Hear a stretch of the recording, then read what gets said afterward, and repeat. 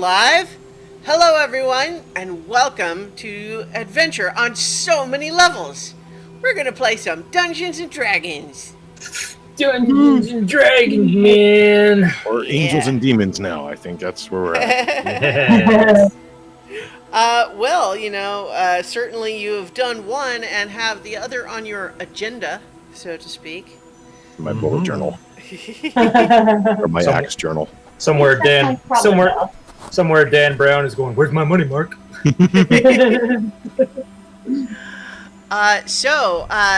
I'm Christiana Ellis, the Dungeon Master, and we are a little bit short-staffed this week as far as players are concerned. That's okay. Tonight with us we have Mark Kilfoyle as Alaric Copperbeard. What was that? Some sort of dwarven joke? Short-staffed. Yes. We have James Meltzer as Ket of the Sands. Greetings and salutations. Hello, hello, and hey. We have Jenny Meltzer as Cadence of the Water. Hello. And we hope to, at some point during tonight's episode, be joined by Chooch Schubert as Autarky, who's just running a little behind. But also, Starla Hutchton is still in Europe, Edinburgh right now, is my understanding, which is awesome, good for her, and we miss her. And we are down one Vivid Muses Amethyst for tonight, not feeling well. So I think that this episode it's an okay episode to have a slightly smaller group anyway, because even though you guys certainly have your next major task identified, I don't think you were planning to just rush right out and just immediately head for the Demon Lord. Oh gosh. No. Got some stuff to do. So let's talk a little bit about what happened last week. Anyone want to discuss? Well, We beat a boss level celestial without even fighting. that's a true story. Yeah. And You we sure we beat down that little demon guy. So the heroes of legend, having traveled to the city that surrounds Emirate Arboris and was sealed away with it when the entities of pure law sealed away the world tree. You found the angel that had been assigned as the guardian to prevent the tree from regrowing. And it was a difficult task because you knew that this was a good creature that wanted good for the world, and yet their understanding of what that meant was fundamentally opposed to what you believe needs to be done. And so it was a difficult argument, and it was complicated by the presence of Crux, a strange fiend-like being from a place called Gehenna, who wanted you to help him corrupt the angel Custos Vigil. But all of you, with your passionate argument and a psychic journey through some of your adventure highlights and battling some of the negative emotions that Crux tried to inject into the situation, you were all able to overcome all of those issues and reach a point where you persuaded the angel. Oh, I see a finger up. Are you my...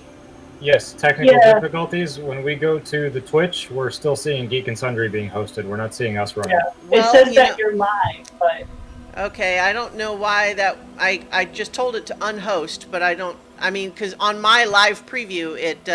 Oh, there we go. Now I'm seeing Yeah. ours. Okay. So, I don't know why that didn't happen automatically.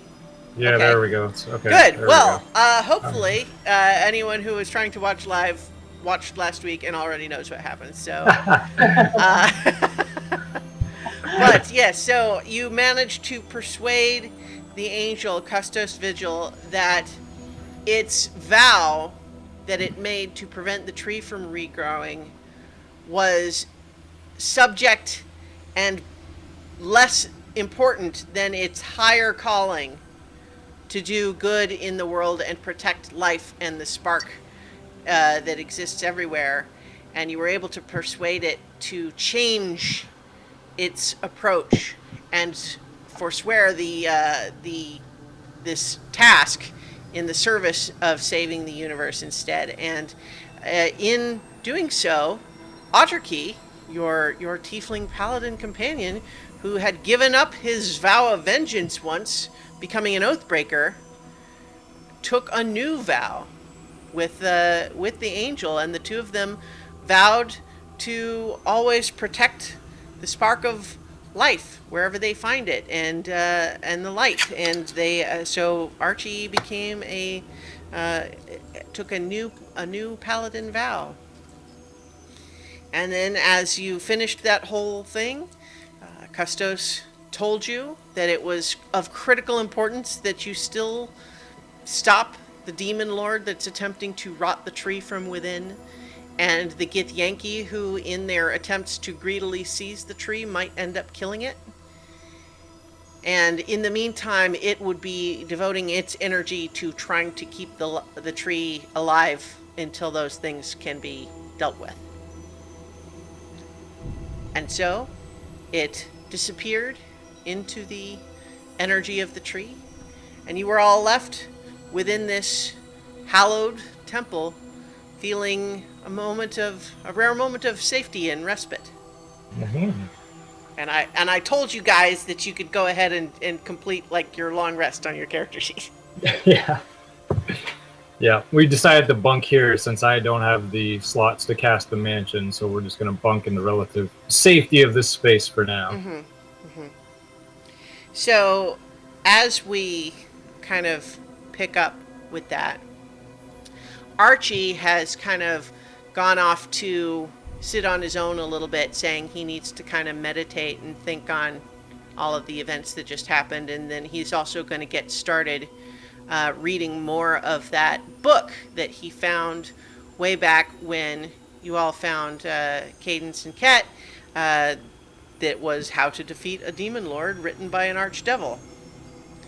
And so he had skimmed it previously, but is going to try to research more of that. And Amethyst seems really intent on sort of communing with the tree some more. Mm. She had also already worked on a long ritual to begin what she can do to help it regrow, and she's continuing to do that in the meantime. But so the rest of you, were you just so exhausted you just went right to bed, or what'd you get up to? I just want to kind of explore this cavern that we're in and see if there's anything of note, any residual magic items or anything of benefit that would be left behind. Well, so where you are right now, or at least where we left you, is in the central chamber of the temple at the center of the city. Oh, that's right. That's right. And so there is a large gateway where there are many fissures to the different planes, although the pattern of them is distinctly different than what you've seen before, where it seems like a random almost tear in space. This seems almost more like a spider web fracturing contained within this ring, and with the branch of the tree growing into it.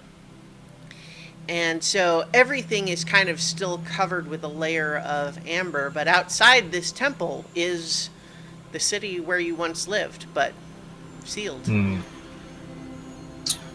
don't want to venture too far out of our comfort zone here, man. Well, I mean, we could go out and kind of look around. I mean, keep the building in sight. I mean, we could. I mean, we passed those things on the way here. I don't want to take any chances, though, and have a swarm of them attack us. Well, isn't their work done now? No, they were weren't they cutting things off the tree when new things were growing? They were cutting it? They were working for Custos, right? Were they? Yeah. Okay. All right. Okay. Yeah, man. Wanna go. Sorry, man. It's been a long day, man. Holy cow. I know it feels like it was like a week long. I know, man. Oh, man. Should we? I don't know. I mean, do you Technically, want? it was 3 weeks. Right? Yeah, that's true. Yeah. Do we? Do we want to go exploring, or do we want to just hang out here? I don't know. I leave it up to your good judgment, Cadence. Well, I mean, that's your home out there. If you want to go and look around, that's fine. Oh my God, dude, man! It is our home, not just my home. It is your home too. I know that there's something screwy in your brain right now, but trust me, this is where we grew up. This is our home. We played in sandboxes and we had cat fights all the time and like tail whipping competitions. It was so fun growing up here, man. I know you don't remember, but just trust me. This is your home. This is where you come from. And I hope that one day you'll be able to remember all that, because this is where we've been trying to get to for a very long time, Cadence, and now we're here, and I'm kind of sad that we don't even remember it. It is what it is. What about you, Alaric? What do you want to do? Honestly, I have no idea at this point. This city sounds interesting to explore, but at the same time, I mean, it's dormant, buried under all that amber. Safe, I suppose, at the moment, but I don't know if you'll find much out there other than maybe people you know that, well, aren't out of the woods yet. Or out of the tree, I guess you might say. Maybe we could find your family, Ted. No, it's too painful. I don't want to see my family like that. Okay. I want to fix this. When I see them again, I want to be able to hug them and hold them.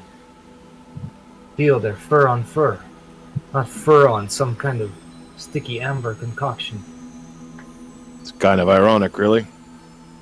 I mean, the two of you were frozen as stone for, well, centuries or something. And ironically, halfway across the world, so was the whole damn city. Mm.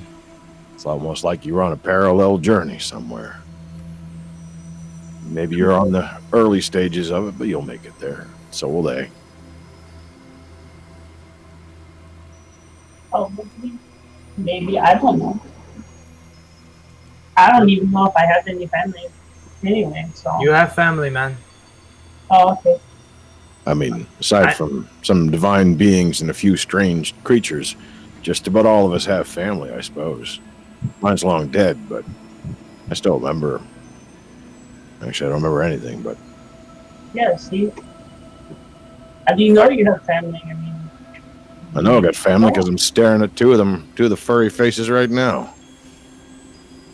It's all Alaric, neat for did now. you just say that we were family? After all the shit we've been through, we better be family. Closer to family than anything I've ever realized, I think. That's a very nice thing to say. I think that's the nicest thing you've ever said, Alaric. Well, I'm not going to make a habit of it, so don't get used to it. Are you really Alaric? I would like to make an insight check. Look, just because I seem to have these fancy clothes all the time, the side effect of this axe. My insight check is a 6. Hard to tell. He does look very different in that strange armor. That armor, I think that maybe it's not really even you. Well, no, it's not. It just looks like it is. It's a little weird. Ever since I picked up this axe, it's like all the history just opened up for me. I remember, as if I was there, where this axe fought hundreds, thousands even. And if this axe is going to help me, then, well, I think we got a chance. Does it talk to you? No, not that I've noticed anyway. I mean, it wouldn't be surprising given what the arm did, but it didn't really talk either. not in words. I guess it was part of the caretaker, so it was really him or it or whatever that thing is. Cadence in your head, the Seeker says, "You'll find sentient weapons are actually quite rare." Well, then can I tell them that you talk, or do I have to keep that to myself? You may, of course. I can speak so that they can hear me, but usually I prefer to keep it private, not out of any personal need, but just because it's simpler. But they're nice. I think that you would like them. They're all very good people. Would you like me to speak with them? They would probably blow their minds. You should totally do it. Greetings, companions of Cadence of the Water. Gee, what the Duke was that? This is the Seeker. And I peek out the bow. I am sentience embodied within this longbow, created to seek out evil where it may exist and stop it from harming the innocent. You mean this thing actually talks? Yeah. Is that what you were asking about the thing? Yeah. But she said that it's rare. I was previously speaking with Cadence telepathically. But she suggested that I speak with you aloud. Yeah, so that way you guys don't think I'm crazy, if I talk to myself or whatever. Well, it doesn't rule that out necessarily. It just means that you can pretend to talk to your bow. Well, I could really talk to it because it can talk back. Now that I am speaking with you, I do want to congratulate you all and to express my pride to be wielded by a member of a crew such as you.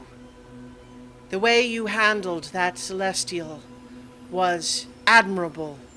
Good.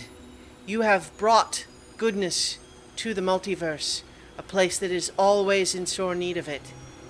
Well done.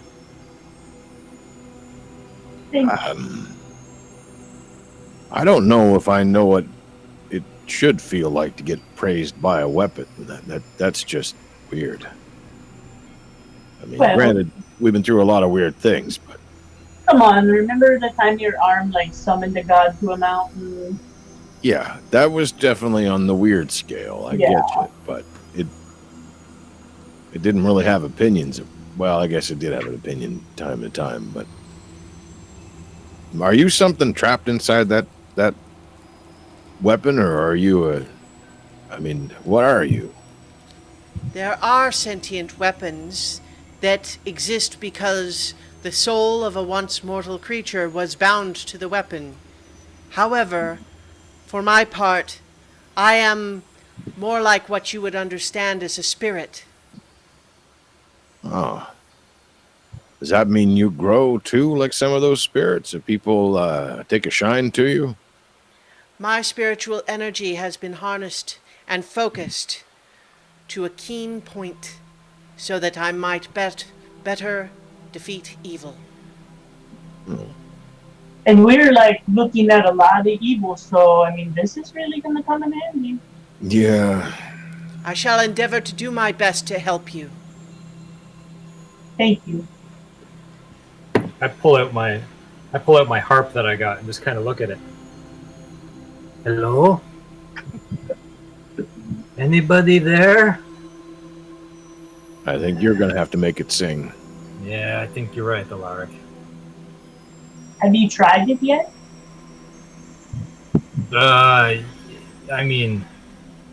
Give it a whirl. Pluck those strings. Make some music. Yeah. Something nice. Can I play the harp without casting a spell? I assume so. Yeah. Oh, okay. All right. It is a physical harp. Okay. All right. Yeah. Just making sure. I don't want to release fireballs on anybody. Okay. That's so for the finale, right? Yeah, man. I sit down and I just. It has a lovely sound to it. It's You know, it's a very pure tone. Farewell and Nope, adieu. nope, just play. Oh, Just, oh, just that's what I get for not being able to sing anymore. let your fingers sing. Oh, The okay. lyrics will be a lot more sensible anyway. And I play the harp for everybody as beautifully as I can. You can make a performance check. Oh, You do okay. not have proficiency, but you can still use your regular performance. Okay. You can use your performance skill, I suppose. I think that's fine. I think that probably if. Okay, I don't know if performance was something you had proficiency in before, but you can yeah. use that check. Okay. Well, 27. It's pretty good. Wow. No, I know you're probably really sad that you haven't been able to sing because you liked it, right? You That liked was to pretty sing. good. You know, I once heard a landslide, well, a rock slide really, because it was underground, and it sheared off the face or a vein of crystal, and that crystal rang for about an hour afterwards, and all of us just sort of brought tears to our eyes. Reminds me of that. Yeah. Oh, that's. I think that's a very nice compliment, Alaric. Thank you so much. Alaric, are you feeling okay? Yeah, man, you're like super nice You're tonight. like really emotional. And did something terrible happen to you during I that mean, thing we with the? just sort of met an angel. It's sinking in now. I've been thinking about everything we've been fighting and facing, and these things have been all evil and corrupting and just terrible. And then there was the whole idea that we had to face this angel, and we needed to make it change its mind, or something worse was going to happen. And I had kind of resolved myself to that possibility that I might have to hurt an angel.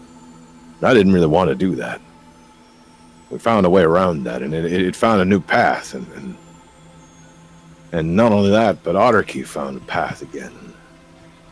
It's all kind of catching up to me a bit, you know. I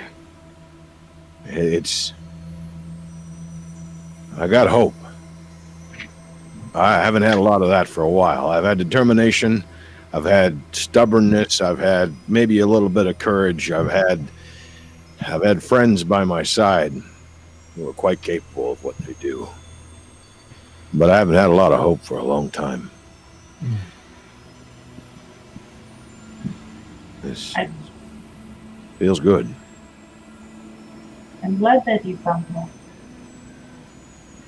And I'm glad that you seem happier. Yeah, man. Me too. Starting to think a little bit like there might be a time after all this stuff. Yeah. I mean, I guess I should feel sad that I don't remember, where I came from, but right now all I can think about is where we're going. And you said something a couple of hours ago that sort of resonated with me, that maybe we don't need to get those things back.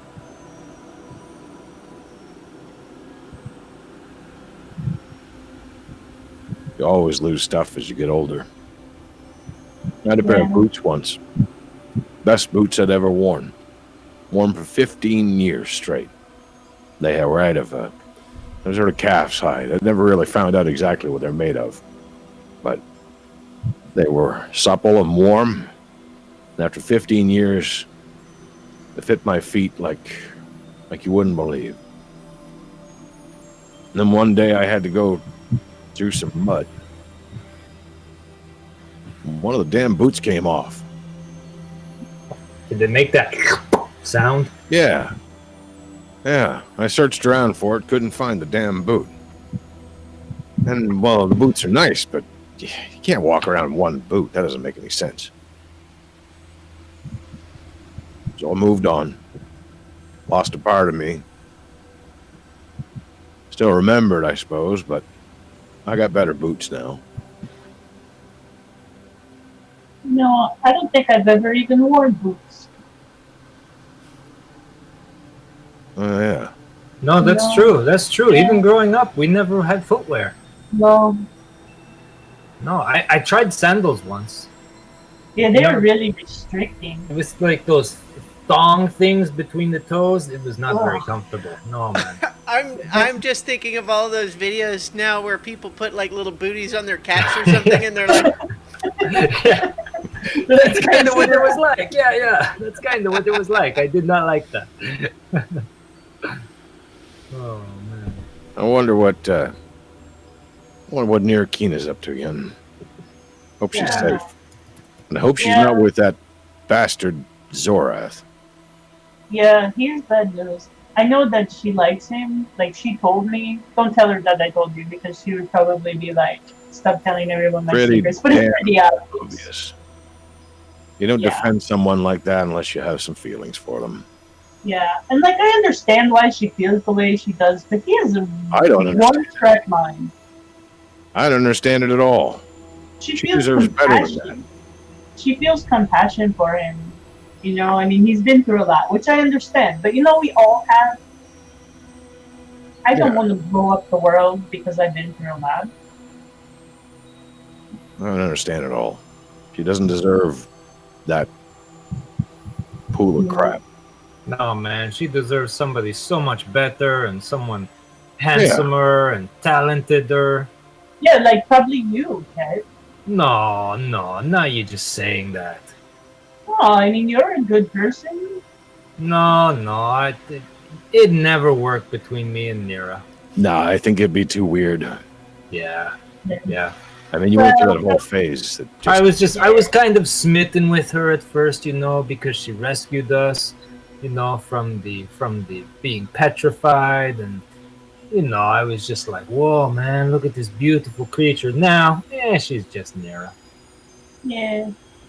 I mean, she's not just Near Keena. No, you know what I mean. No, she's so much more than that. Oh, she's not just Nira. She's like everything. I mean, she needs to work on her healing skills. But hey, man, she's not bad. She's attracted to clouds. What can you say? Yeah, that's true. That's true. Maybe that's No, not all Zorath healers. can become a cloud. That would be amazing, because then he couldn't talk. I'd be happy with that. I Oh, hope she's safe, though. And Jinxie, oh, Oh, don't even get me started. he's so rude. She's And I just- think that he reminds me of that crux that we met. So now I wonder if that maybe she is a fiend.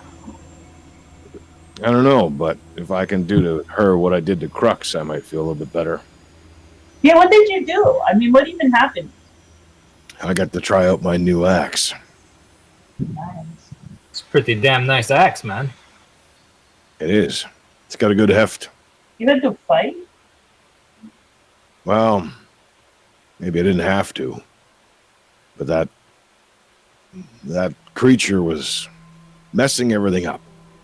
It's like he was peeing in the drinking water, you know, just making it all sound and taste awful. And I didn't want to have anything we do with Gustos agree with whatever he said, even marginally. I mean, technically it's along the same lines, but it does matter how you get there, right? Yeah, but I mean, like, he came in when I was talking to him and was like, you know, see, you should do what I say, you're useless, Vigil is stupid. And I was like, you know what? If that's what you want to do is hold your vow, then you do that. Because that's what you believe in. And that seemed to work. You don't move the mountain. You redirect the stream. So,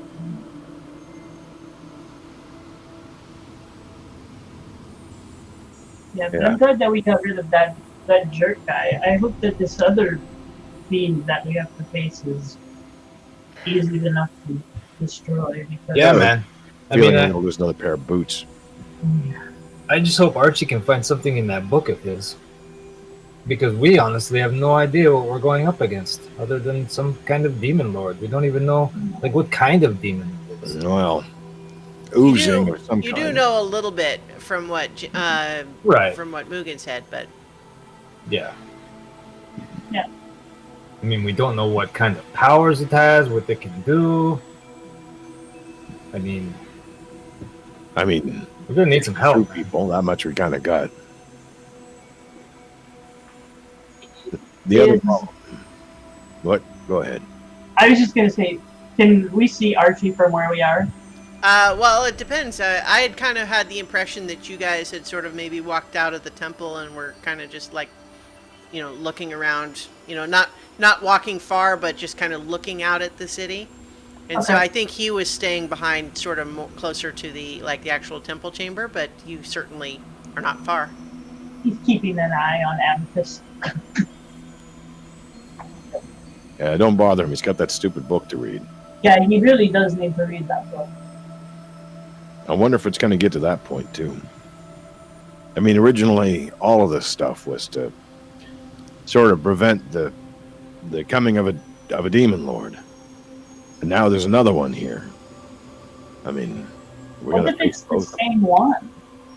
I don't think it would be the same one, but maybe they're kind of related in some way. Well, I don't think Never it's the same one because the one that we're expecting to come, the one that we were preventing originally, that was Otterkey's dad. Wait, what? Yeah. Well, that's what I'm saying though. Like, what if the one that's here is Otterkey's dad? No. I mean, I can't. He can. Okay, occasionally needs to wash a little bit, but he's not an ooze. Okay, man, hold up, dude. Was I asleep that day in class? No. Did we know that this was Otterkey's dad? Because No. I don't know. Maybe I should So we mention. never talked about it. Like, what the hell, man? I'm not gonna bug Otterkey right now because he's reading the very important book. But man, Cat has some questions. Maybe I shouldn't have mentioned it. No, it's good. Yeah, I think it's good that we all know like what's happening as we face it. Because if that is something that we do still have to face, then it's good to know like where Yeah, Archie man, stands with things, right? It's one of the reasons it made it personal for Otterkey. Jeez, man, I thought my family was messed up. Really? What's your family like, Ted? Yeah. Oh, no, just like little things, little arguments and little weird quirks here and there. Every family's got the weirdness and the black sheep and all that kind of stuff. Nothing big. I just thought, you always say that, man. I thought my family was messed up, but then you got the demon lord for a father. What the hell? You're not the black sheep of your family? Well, I mean, I'm an only child, so yeah, I guess I kind of am. Yeah. Yeah. It's very strange how it came about too. Usually, when people of my species have children, they have very large litters, But for whatever reason, I was the only child. It's like some sort of miracle. Like, I'm a miracle child, and I'm destined for greater purpose. I kind of puff out my chest a little. Yeah, I'm a miracle baby. Yeah, that's You too, Cadence. What? You too were an only child. What? You have no brothers or sisters that I know of. I mean, and I've known you your entire life, so oh my God, I'm just now getting this. You were an only child. I was an only child. Wow. There's something there, let me tell you. Hey, were my parents really nice? I don't know. Your mom used to cook this delicious dish, and I can't even remember the name of it now, but it had like some kind of noodles and sauce with it, and there was a little bit of meat in the sauce, and it was so delicious. And your mom would always invite me over for dinner every time you ate that because she knew how much I loved it. And your mom was always very nice to me, and she was kind of a little bit stern with you, not in a like, swat you on the tail kind of way, but more so like she just wanted good things for you. And she wanted you to have a good life, and she always tried hard to steer you in the right direction. Hmm. She loved you very much. She does love you very much because she's still alive out there somewhere. I know it. Well, I hope I get to meet her someday. You will. I You will hope I do definitely. too. Those noodles sound great. Oh man, Alaric. Woo, boy. You will love it, I tell you. No, I don't think I really like noodles. No, trust me, you did like this dish. Hmm. I think it was called spametti or something. I can't quite remember the name of it. Hmm. Mm. Interesting. Yeah, man. We'll sit down though. We'll eat some one day. Okay. What about do I have like a dad or anything? Or was she like a single mom? No, man. She had a dad too. I think you had a dad, right? Yeah, Yeah, but he man. died. Yeah. You had a dad. He loved you very. He loves you. Yeah. Yes, you had a dad. Well, Have come a on. dad. Yes, you have a dad. Anyway, what are we gonna do about this demon? You know, I think we should just wait till Archie's done reading that book. Maybe he could read it in like a couple hours. Then we could Well, maybe he can see read what it it's along the way saying. because I mean I don't know where this demon lord is. I mean I'm sure it's somewhere lurking about in these I, caverns and caves. You know, we have to track it down. But I you have a know, feeling it's not going to be too hard to find. Just watch the increasing melting bits of the tree. Really, that's I true. can Yeah, sort of kind of track it a little bit too. yeah, I yeah. mean, not doing exact science, but I can kind of sense where it is. Yeah, you can hopefully maybe at least get the general direction kind of thing. Maybe Maybe, yeah. we could ask for But directions. that's all. Yeah. Hey, you. Which way to the demon lord? Cadence, in your head, you hear, I know where it is. Oh, do you? do we what? What's it? What? Do we what? Wait, is it very far from here? I So don't just know. to be clear, I was doing the little dragon voice, Little dragon. not the secret Yeah. voice, just in case Yep. anyone was not clear on that. Yeah. Yep. So, I mean, it's far from here, but you could get there. Have you seen it? I try to stay far away from it. It's very scary, but That's a good idea. it's it's it's getting bigger in the area that it it makes everything icky and bad, and that it's there are places that I used to go that I can't anymore. Well, you stay clear from it because I don't want you to get hurt, okay? Yeah, okay. And maybe So when it's time to go, you could tell me which direction to go? did did you and your friends talk to Custos? Yes. Yeah, man. Oh wait, You sorry. I can't can't. hear the Yeah, dragon. sorry. Yeah, I can hear that. It's Yep. crowded in your head. Yeah, Yeah, so yeah. I think you guys were all having a conversation, and then Cadence just kind of started staring off into space and like Zone out. doing the little like conversation noises, like when someone's listening to a phone conversation. It's And, all right. She does that. She does that sometimes, man. and it just says, "I felt Custos go into the tree, and she was happy." Hestos has a new oath now. Has purpose again. Did you tell her how to have purpose again? Kind of. A long time ago, they were like, you have to watch this tree and not let it grow anymore or escape. And for a really long time, Custos thought that that was what they needed to do. But that was a bad thing, and it changed so much, and it started to make everything really bad. So we had to explain that and help Custos understand that we need to help the tree grow again. I've I've never seen the tree grow.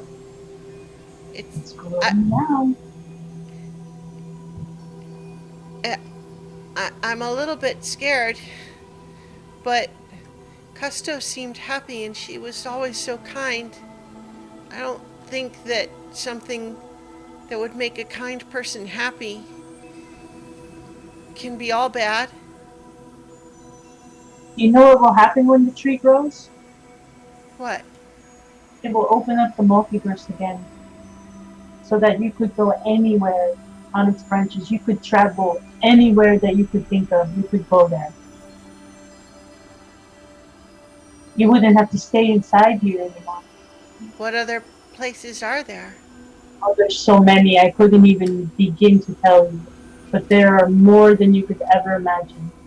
So many different realms.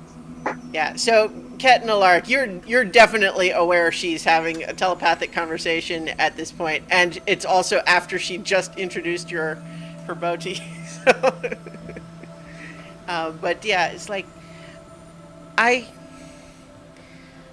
I think that some of your friends are scary too, but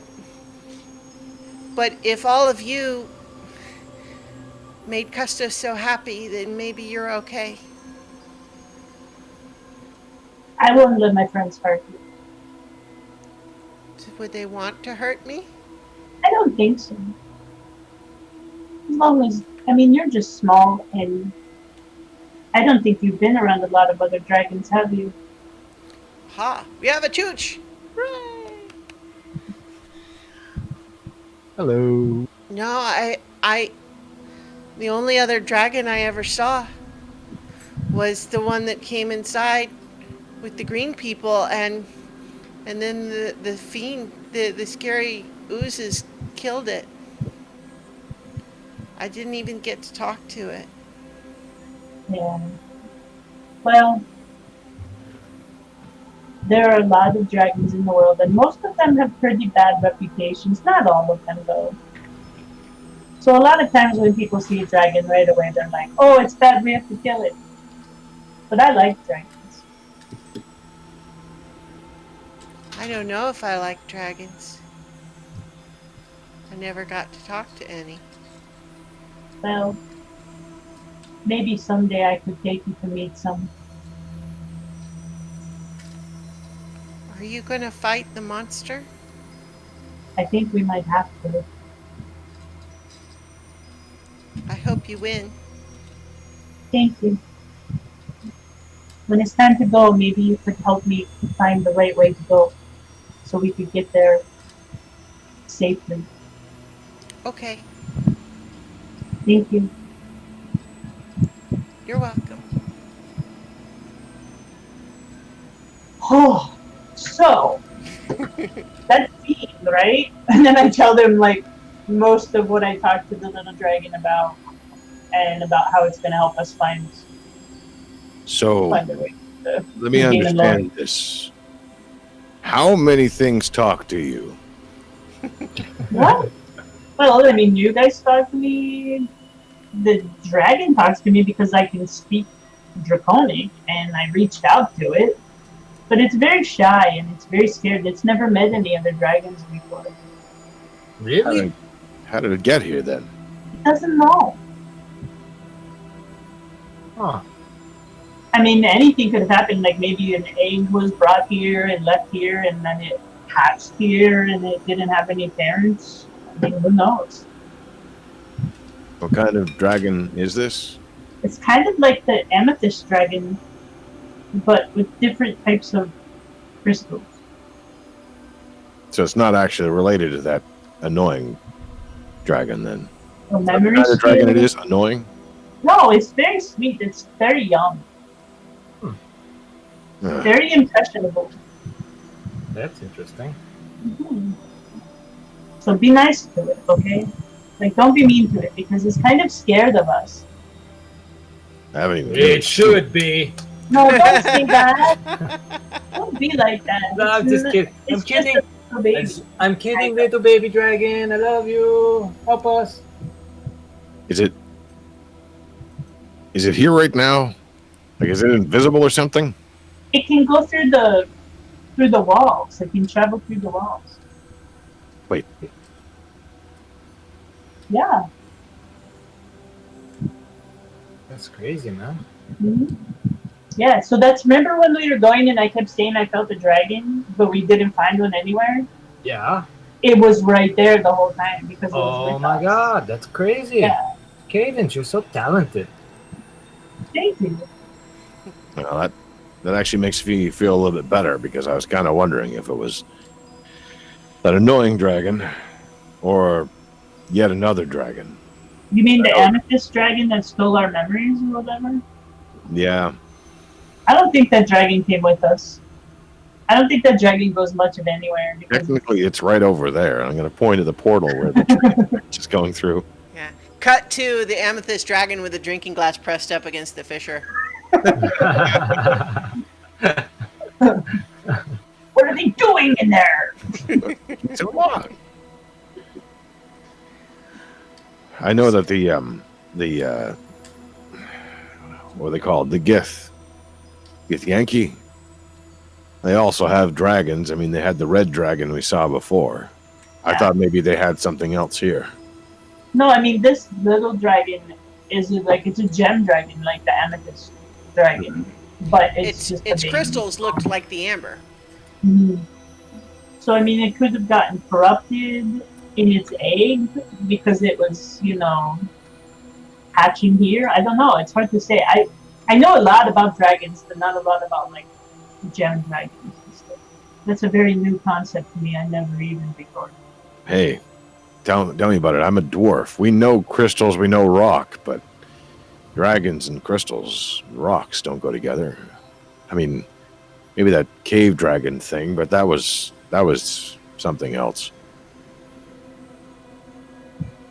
Speaking of Githyanki, that's another problem we probably have to solve. So before we continue that, let's just cut over to Otterkey, who, has spent a little bit of time meditating and kind of watching over Amethyst, who's spending some time kind of communing with the tree, and it's really not clear what she's experiencing from the outside, but she seems really into it. So. But you, after, so as you're meditating, what are you meditating on specifically? A lot's happened, of course. Yeah, the real thing was kind of, or I guess the core thing was focusing on this new kind of energy, because he had this the vengeance energy, which is a pretty strong emotion and a pretty compelling, and now this is more nature and life and but after the vengeance it was like empty and it was like this void, and then now it's like suddenly sprung, and so he's just kind of meditating on that feeling and kind of probably crying a lot honestly, because it's like he hasn't really had true joy in a long time, and this is really what Alaric was saying, like there's hope for the first time in a long time. Very nice. So, at some point, you've gotten in touch with that feeling a bit more, and you know that that's going to be an ongoing journey. But you also have, a task at hand, and been spending a little bit of time digging back into that book that you found once upon a time. And so there were some. Hold on, let me see if I can find the all those notes. So there was once upon a time, you did skim it a little bit. You did not read it start to finish, but when you guys were in the Shadowfell, you read it a little bit. As you are reading it now, just to refresh what you learned at that time, was that generally speaking, demons really only care about their own power, and generally their method to achieve more power is to destroy anything in their path. They revel in destruction, and chaos, and they do not build things, they take things. They destroy things and enjoy it. And you know that as far as killing a demon lord is concerned, they can only be truly killed in the abyss, on their home plane. If destroyed physically anywhere else, they will only reform back in the abyss. And even on the abyss, it is possible for them to place portions of themselves within an artifact that would allow them to regrow from that, even if they were otherwise destroyed. And it's basically really hard. So there's the question of, do you really need to kill it for real, or are you just trying to get it out of wherever you are at the moment? They would only form allies of any kind when it is to their own personal benefit. There's no honor or loyalty at anywhere in the equation. There's no such thing as fighting fair with a demon lord, because they have no interest in any such codes of honor. And their presence is so powerful that it can have a corrupting influence on the landscape around them wherever they go. And that can actually also distort the wills of creatures around them. They are very powerful physically, and often are resistant to magic. And they don't actually, there's generally speaking not anything that you would actually call a weakness per se. But radiant damage consistently works. It's not like especially damaging, but compared to everything else that they are resistant to, they're not resistant to radiant. Now, some of that you're kind of refreshing your memory about what you had previously read about the demon lords. But you find in this book that there are some sections about the specific demon lords. Ooh. And so you can find Shikusada in there, which is the one that you were told is the one here in the tree. Of note, the one that you had previously been seeking, not in there. Really? But the one that you have found, it's not got a lot of everything. It's not like I'm giving you full access to the stat block or something. Right. But what you learn about this one is that it is in the form of a large ooze-like creature. But whereas most oozes are, kind of characterized by not being super smart, it is in fact quite intelligent.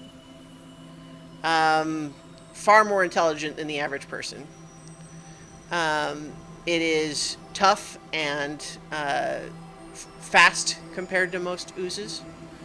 It focuses on consuming everything it can.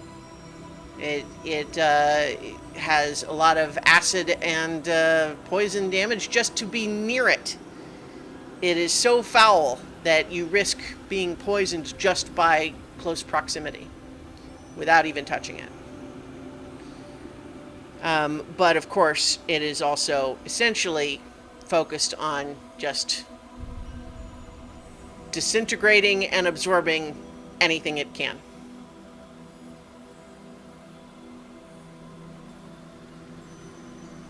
And you do recall reading about it that one of the things that Mugen did specifically let you know about is a reminder of what it means for something to be very intelligent here means that it's also fast.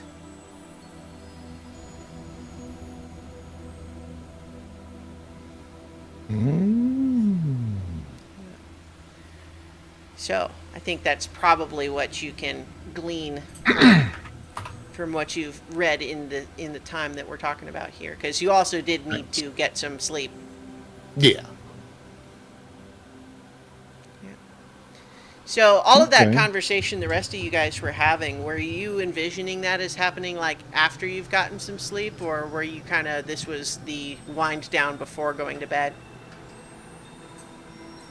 I think we all, at the end of the last thing, we all went to sleep after because Amethyst was meditating. So then we were Yeah. all like going to take our I last believe that's call. correct. I'm just trying to make sure we establish that. So you kind of were all just exhausted and went to bed, and so you're kind of having this discussion in the morning. So we could have, like maybe at this point in your conversation where you were just kind of bringing the topic around to maybe talk about the Githyanki. Maybe that's when we have Otterkey kind of wander out.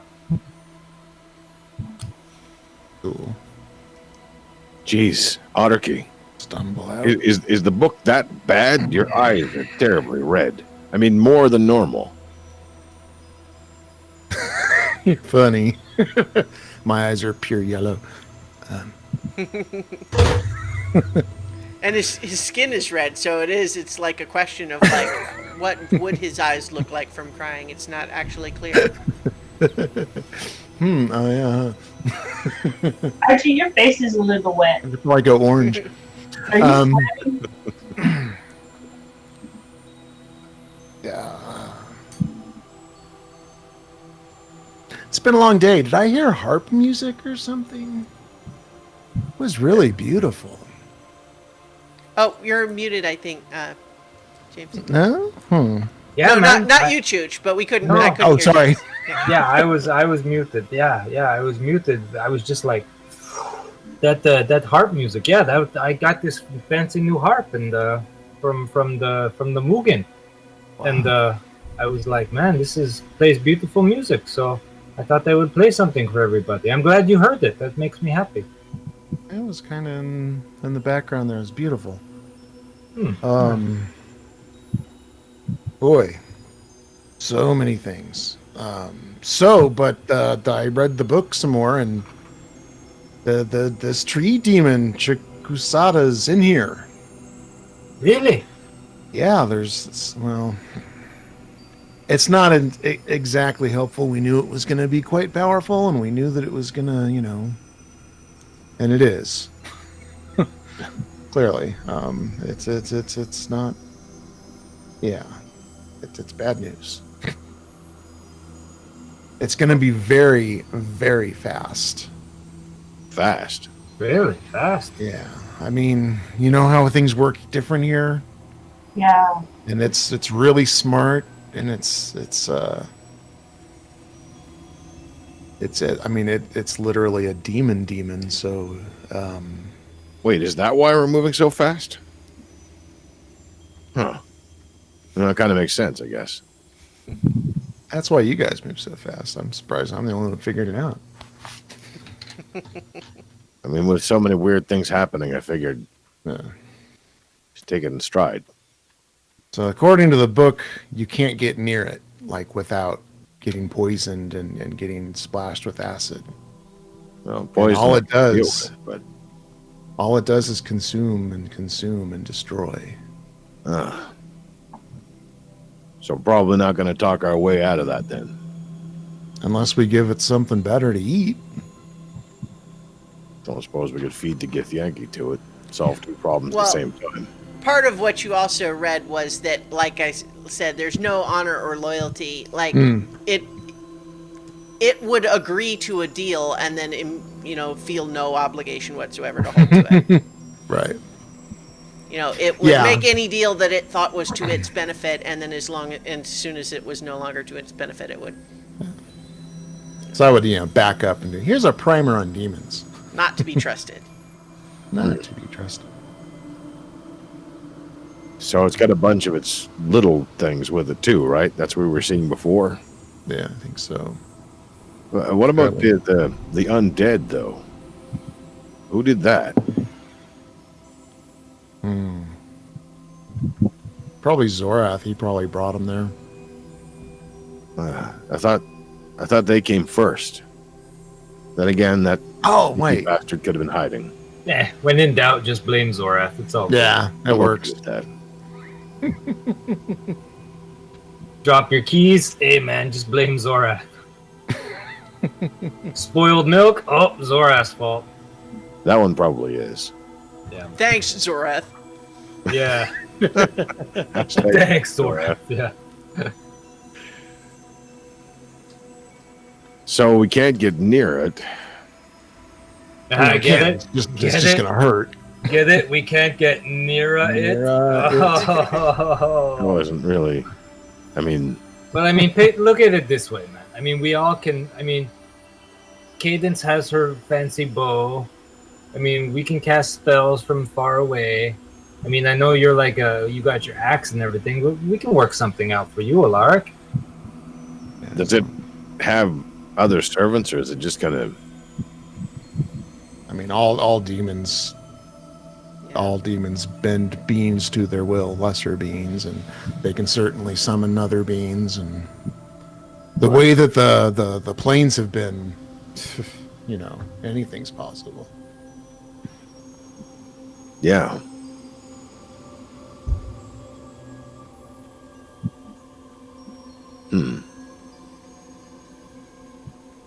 Can't reason with it or do make a deal, probably. Can we kill it? Is that actually? I mean, no. I mean, we could send it away. This is not its natural habitat. This isn't its plane of. Can we banish it? Can we could try banish that? Yeah. I mean, we Maybe? could send it away. But But, even I if we were to kill it, it would just send it away back to its plane. Oh, It could find a way back. Right, Yeah. right. But I mean, like, at least 3 of us can vanish. So if it, fails, we can just keep trying to vanish it to where it's not I think here. that's our best bet. I mean, I know Nira can do it if Nira mysteriously returns, which I do hope she will. She'll be back. I mean, I know Nira can, I know I can. Amethyst can vanish. Can you do banishment? I can't. No. What I about used you, to. Archie? Yeah, I think I still can. Yeah. So I mean, that's an option. We can try it. Maybe we need to find a little lesser sport to make sure Audrey knows what the hell he can do. I mean, you've changed yourself 3 times. Well, yeah, that's what I've been meditating on. it's How do you feel? not, it's not so different. A lot of it was settling into some old things that I lost along the way, and Like a good pair of boots. well, sure, yeah, I can see that. I've had these boots forever. Couldn't imagine what I'd do without them. Yeah, don't step in the acid. Suppose we don't really have to step here, do we? True. No, we could float. I mean, we could pretty much just swim through the air if that's what we want to do. Yeah, that still takes getting used to. I mean, actual swimming took a lot of time to get used to, but the Kuatoa helped with that. Hope they're doing all right. I don't know. I don't know them. I wonder if the demon has a sense of humor. Like, I wonder if I could distract it with like my newfound penchant for knock jokes. I mean, their sense of humor is pretty dark. That's true. I'll have to come up with some dark jokes. And smart ones, because it's really smart. Yeah, that's true. That's true. Or maybe really dumb ones, actually. You mean like this? You mean like this one? Hey, Alaric, knock. I walked into this. Who's there? Norma Lee. Normally who? Normally, I don't go knocking on doors, but man, I just had to meet you. Yeah, that's definitely a killer. Yeah, see? That would kill anybody, right? Yeah. Yeah. He'll be scratching his head or whatever else he has for a while. Brief tangent. I heard a knock knock joke on a podcast recently that I enjoyed. Knock knock. Who's there? There. I'm a pileup. I'm a pile of poo. Ooh. Oh, that's weird. Oh man. Bom, bom, bom, bom. Yeah. Anyway. So.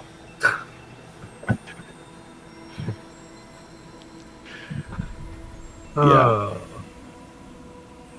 So supposing we can even do this, supposing we take down, banish, really annoy a goo demon that eats things. There's still a problem of the Githzerai or Gith Yankee, whatever they're called. I agree. I am totally on board with you. I agree, but I think it's important to focus on kind of one thing at a time, though. I mean, we just defeated not defeated, but we just turned the tide with the Celestial. Now let's focus on the Demon Lord, and then when we get done with the Demon Lord, which we will defeat, I believe in the power of positive thinking. We will definitely turn our attention to the gift. But I don't want to get ahead of ourselves, I do. How far I do want to we get think way it ahead of is? ourselves. Oh my god. Here's Okay. the thing, guys. Listen, though. I mean, you have to think back to what the little fox person said. The Gith Yankee wants the same thing that we do. If we can get this in motion, the tree is already gone its way to regrowing. If we can get things in motion, we may be able to get them to back off if they realize that we are making the tree grow. But the problem is that they're going to want to be able to just use and abuse it and be the only ones who do. Yeah, that's what Yeah, I'm they're thinking. Like if the tree Probably going to regrows want to and everything, control it. yeah, they're gonna want to like lord dominion over the tree kind of thing. Like, and that's not gonna happen. Not on my watch. Besides, I don't think Custos would take keen to them just wandering about the universe. I think Custos would probably want to help us with that, no? I mean, hopefully. It's got a big job right now, just making the tree not die. No, I know. That's true. Hey man, if all else fails, we release the genie in the bottle, right? Yeah. I don't even know what that thing is. Otterkey, you don't think that's a demon, do you? No, very different. That's more of a, A spirit? it's like, yeah, a spirit like Elamond or, but much more powerful. Does that mean that there are things or people out there that worship it? Like Elamond or all the others we've seen? Yeah, and I would imagine that Shadowfell may be a pretty lost place right now. With not that it ever was ever Oh yeah, fun times in the not Shadowfell. lost. You met all of those invisible people living in that town. They seemed like party individuals. Maybe we got the thing there. It actually might be a better place. Do any of you have religion proficiency? I kind of don't think so. I don't think so. Nira is the only one that does, I think. I have half proficiency because of my jack of all trades. Okay, you can make a roll if you want. Sure. I'm a very spiritual cat. No, that's a 5. That's a 5 plus 6, so 11. Yeah, I mean I think you're kind of where everyone else is. It's like it was really powerful, so yeah, probably there are people who are impressed by that, but you don't know anything specific. I don't know anything, guys. I'm just a cat that likes to play. I'm just a cat that wants good things in the world, man. I just want to be able to sing again. You could just keep practicing, like, when you're by yourself. I could, yeah. I mean, I do a That's lot. an amazing backhanded compliment. Well, you know, because it'd be embarrassing. You don't want to do it in front of everybody else because you're struggling so much. That's all I'm saying. Wait, we're talking about singing, right? Yeah, yeah. Okay, just checking. What did you Okay. think I was talking about? I don't know, man. Once upon a time, your mind used to go places. Did it? Anyway, anyway, How far away did you guess this thing was? Or did you get any kind of read on distance? It was like, I mean, it was pretty far. But here's the thing, Archie. Like, you were busy reading and meditating and stuff, but I talked to the little dragon, and it can help us get to where it is. It knows the way, so it's going to help us. But we have to be nice to the little dragon. It's kind of scared of some of us, so Yeah. it thinks that you guys are kind of scary. I mean, well. look at Archie, man. He's got Dragons are red pretty skin scary. and he's got red skin and yellow eyes. Of course, he's kind of scary. Maybe So help me God! So help me God! He had yellow eyes. Yeah, every dragon I've met's been pretty scary. Remember Sitzlebeck, I mean, whew, Yeah. terrifying. Very powerful. I have deep respect for dragons. Yeah, Is that the same, though? Because Well, I guess technically it was a spirit that was envisioned as a dragon, but I mean, sure acted like one. I mean, how many did you get to compare to? Oh, you got me there. I mean, I didn't know how many dragons you've faced That off. crystal dragon, he's pretty mean, Oh, he's annoying for sure. He's- but imposing as well. That's what I'm saying. Getting at is dragons are scary. Yeah. So is that that other thing? What was it called? The Marat, Milan, Marvin. That was it. Yeah, that was it. I wonder what that's going to be up to. If Custos was part of the reason why the gardener, or as they knew them then, the renegade was torn apart, and Custos has changed their tune, I wonder if the gardener has a better chance of living again, working in partnership with Custos to look after the tree. I think it's going to be necessary. Once it starts to regrow, it's going to need to be pruned and maintained. Yeah. Yeah. Yeah. He gets his other bits and pieces back, that is.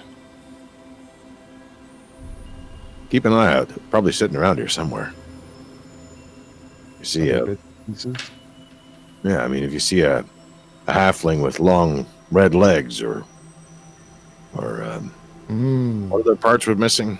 I think it was legs, wasn't it? So when last you saw it was basically like upper torso and head and one arm and shoulder. But 2 arms now. Is that right? I I'd think I have to shook hands with it or something. That's when the transfer happened. You might be right. I would have to double check. I vaguely recall not having that, but we can double check. Regardless, if you find, say, an elf with a large red butt, we probably know we found something. Yeah. That or they mated with a baboon. That seems like a bad idea. Actually, technically, their parent did. Right. Parent. Yeah. I mean, I've heard of half elves before, but I've never heard of half baboons. Elfoons? Or babbles? Wereboons? Well, only if they only if they change, I suppose.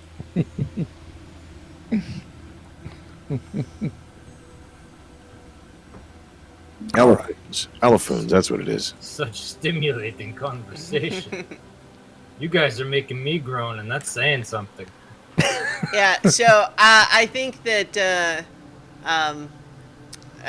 the Seeker speaks it out loud and kind of just says, perhaps if you are undecided as to a strategy, some reconnaissance would be warranted.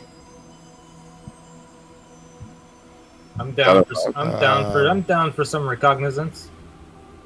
Yeah. Is that the dragon? Oh, yeah, no. Greetings, I am the Seeker. The Seeker. This is my bow, Archie. Oh! Your bow can talk. Apparently Yeah, everything is talking to Cadence these That's days. Yeah, Wow. I hear voices a lot.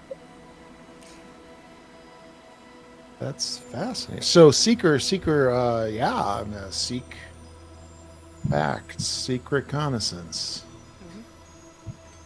I don't think What that's do you- how it works, Haruki. You can't just ask it for things. What do you Well, I mean- suggest we do, Seeker? I just suggested some reconnaissance. Yeah, we will go and like see what we can see. I can send an arrow in that direction and actually see through it. Like, Man, That's cool. kiss my grip. Really? That's awesome. yeah, Hmm. like I can fire an arrow from the Seeker and then I can see what the arrow sees. But I can only do one at a time. Hmm. Do you still see what you normally see too? Like, is it really weird?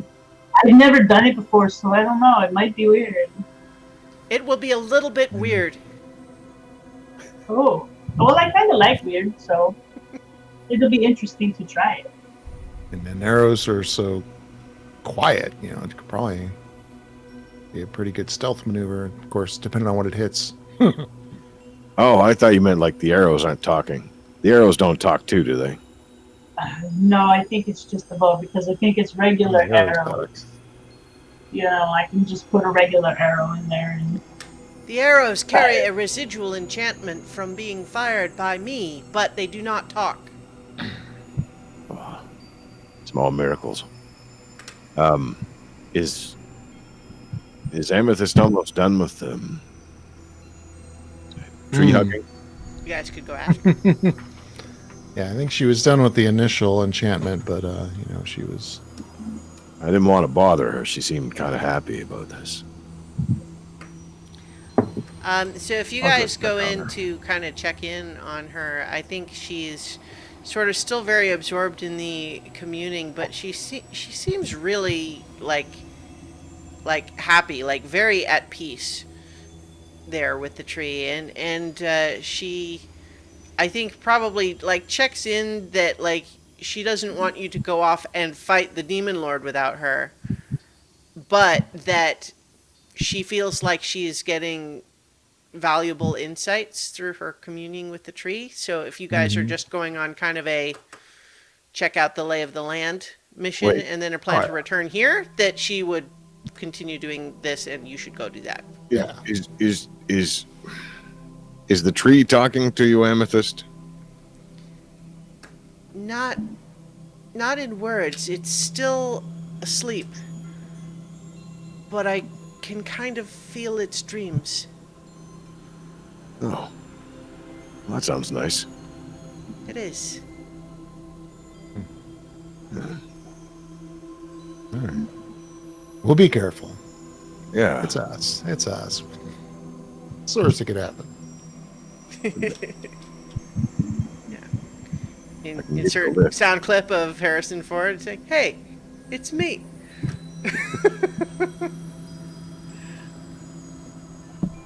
We can Alright. poke about a bit, and that dragon of yours, Cadence, can give us a bit of a heads up.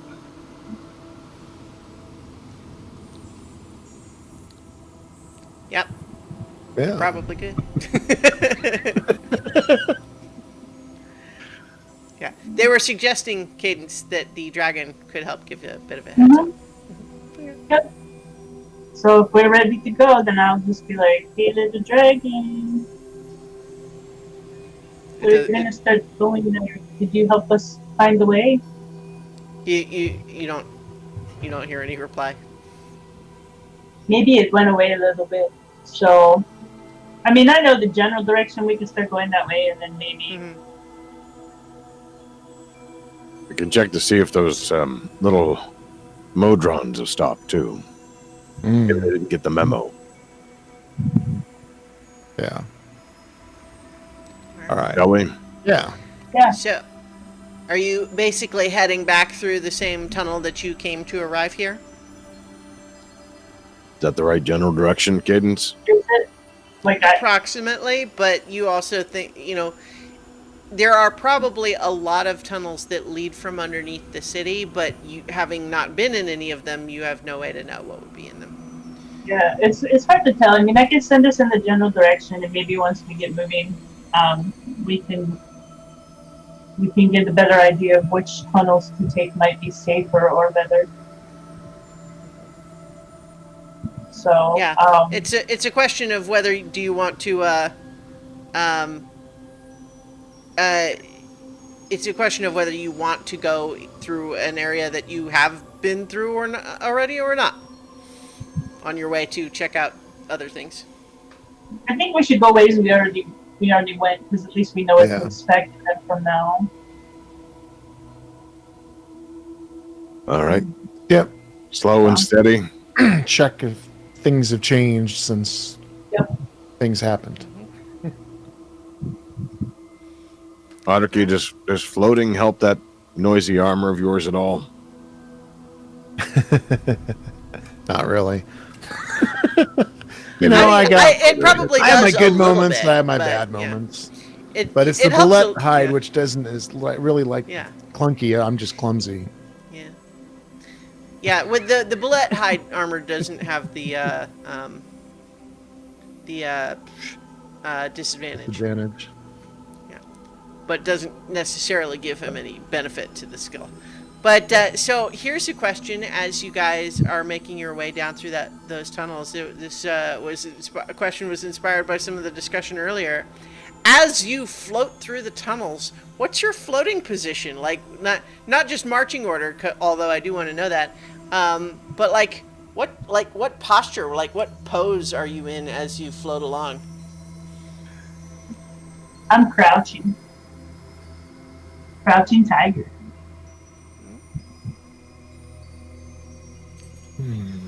I'm probably mostly upside down.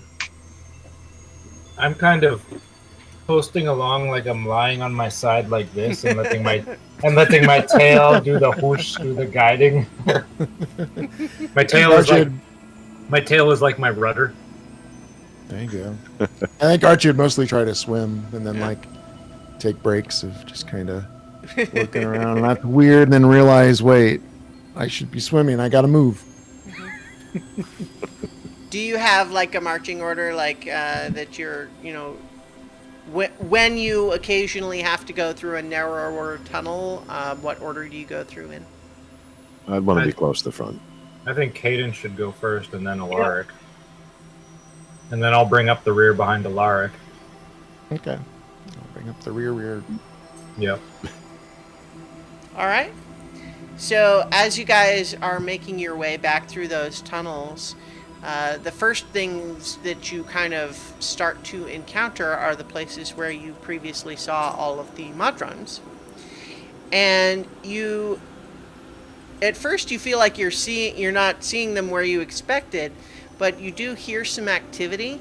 So I think you follow over a little bit, and what you see is a little bit of an odd sight that probably takes a moment to recognize what's happening.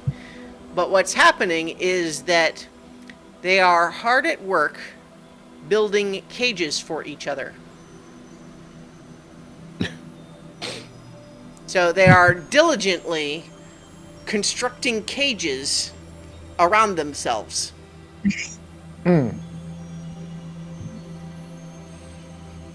Okay. These guys are weird. They gotta do something, right? Maybe they know something that we don't.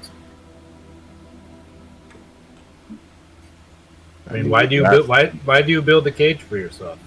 Because asking they have them? the bits. No. Yeah. I'm just talking to the group. If you ask them, don't expect a good answer. Last one of these bunts that we encountered just said it is the law, I think. It was, I'll ask one of them. Hey, why are you building that cage for yourself, man? Orders. That's about what I expected. Orders from who? Whom? The boss. Who's the boss? Don't tell me Tony Danza. It points to. So this is one of the spherical ones, and it points to one of the slightly boxy ones. Well, all right. what? You're diplomatic. You want to ask the boss? Who's its boss? Yeah, all right. You, Pointy. Why are they building all these cages? Orders. From whom? The boss. Let's try a third question. Who's your boss? And it says Custos Vigil. Oh, well, there you go. Thank you. All right. Custos must not have anything for them to do. Hey, does that mean we can see some shoots around here? You're gonna keep an eye out, folks. So make a perception check. Everyone who wants to look for little shoots.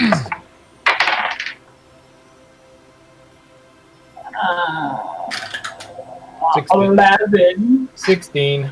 18.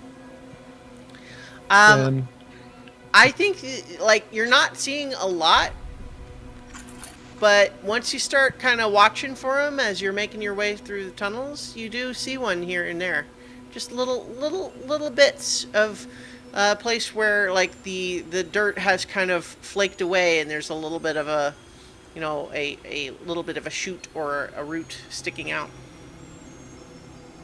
Somebody remember to tell Amethyst that. She'll like that. There's some little fuzzies. I have a feeling she may already know. Yeah, don't spoil the surprise. To me, at least. Well, let's move on. At least there's one piece of good news we can return with. So as you're making your way through these long tunnels where you pass the areas where the Modrons are congregating and building their cages, it belatedly occurs to you that the building materials for their cages appear to be Modron pieces. So they have a complicated procedure, but in any event, they are apparently all doing the same thing. But you do have a sense, especially coming from the city, which had such a feeling of peace and safety.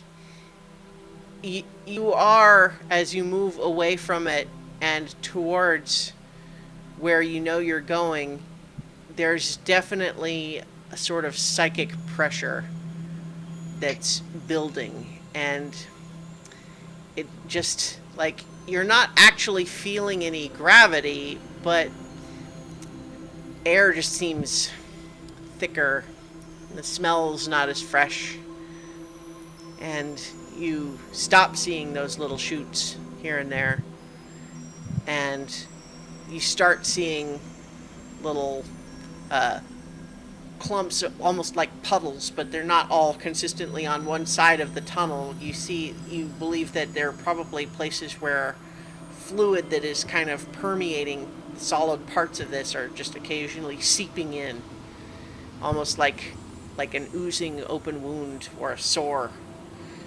And the smell does start to get foul, like like rot and decay. And as you start to see places where, as you had seen in a couple of the tunnels when you first came in, there are places where there clearly used to be roots that have been totally eaten and decayed and rotted away. And places where it's just, bare rock. But as you're moving through and you're getting closer to, the place where you came in and you had seen the wrecked Githyanki ship and everything, you come around a corner and you are greeted, which let me shift us to the map here. If I can do that. All right. I didn't set this up properly, so we'll get everyone on here in just a second.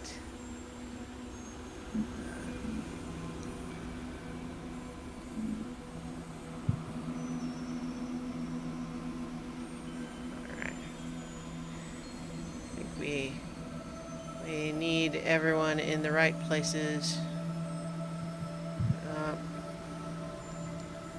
Here we go.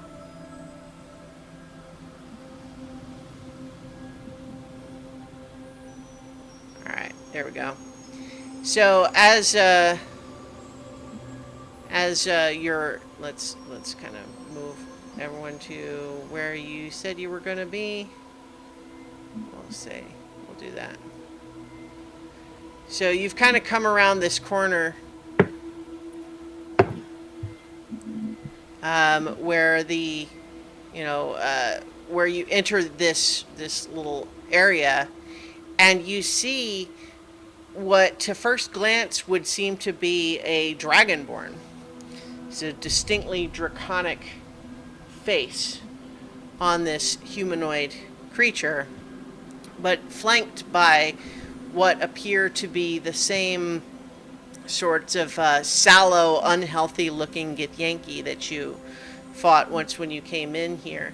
And you realize also that this Dragonborn's features don't look like discolored or unhealthy, but there's clearly like a sheen, like also some sort of a slime covering the face.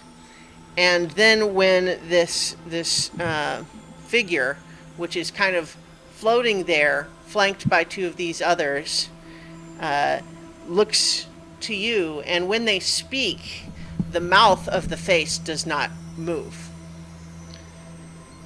And what you hear is, "The celestial infusion may have made the roots of Emerald Arboris somewhat more resilient, but the flavor is all the sweeter. Have you come to add yourselves to the stew as well? If so, then you are welcome to feed yourselves to Shi Kusata, the Lord of Rot and Decay. Shall I escort you?" I don't think that's a good idea. Yes, No, I thank step forward. Like, I Yes. step. Just Okay. go with me on this. I step forward right there, Right. and I hold up my hands, and I'm like, "Yes, please, escort me to the goop," and I get ready to cast Cone of Cold on all three of them. Okay. Well, so just let me describe just a couple of things just to set the scene, and then we'll move on with that. Okay, that yeah. will definitely happen. Okay, But that's I fine. will say that a couple of you have passive perception high enough that, you can see them on the map, but you do see over where there's this sort of, the pool and coating of acid slime. And again, it's not just on the ground like it goes up around because there's no gravity. It's just clinging. But you do see in there some of those shapes that look like there's sort of half-digested skeletons sort of emerging out of the surface just a little bit, and in a similar way that you once saw before. So, so as you approach there and you're preparing to cast Cone of Cold, do you just cast Cone of Cold? In which case you can do that, and then we'll roll initiative. Yes, I cast Cone of Cold. Okay. Yes. So it's- I wasn't sure if we were going to get here tonight. So let me just get this set up. Where is my... Well, if You know, I there's think a we need to tussle, we're pause. gonna find it. Yeah. Well, I thought you might. So, let me have them make their saves. Oh, I have to. I didn't plan this right. Okay.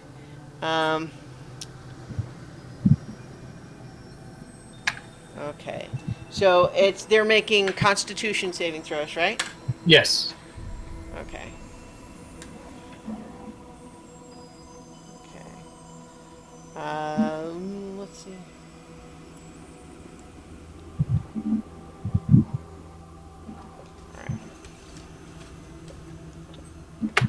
Okay, so first, the one with the dragon face. Mm-hmm. Um, rolls. Let's see. That's a 17. That's a fail. Okay. And then the other two. Alright. There we go. Now I'll have everything up.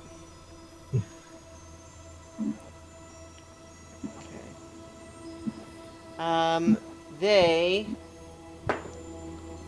got a 14, which is going to be a fail, and then that's just a 5, so that's definitely going to fail. Okay, So- so 36 points of damage. Okay. So I think that the two flanking creatures here are both just frozen solid, Okay. and they just float there in the position they were standing in. So I will put little X's on them. Sorry, what was the total again? 36. 36. Okay.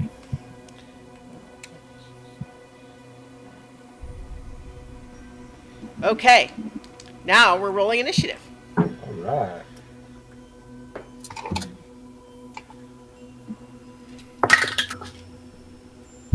$15. 14 for me. Oops. 15. Cat is 14. 18. 18. 18. And Cadence? 16. 16. Okay, Wow, and then... I'm last. I never last.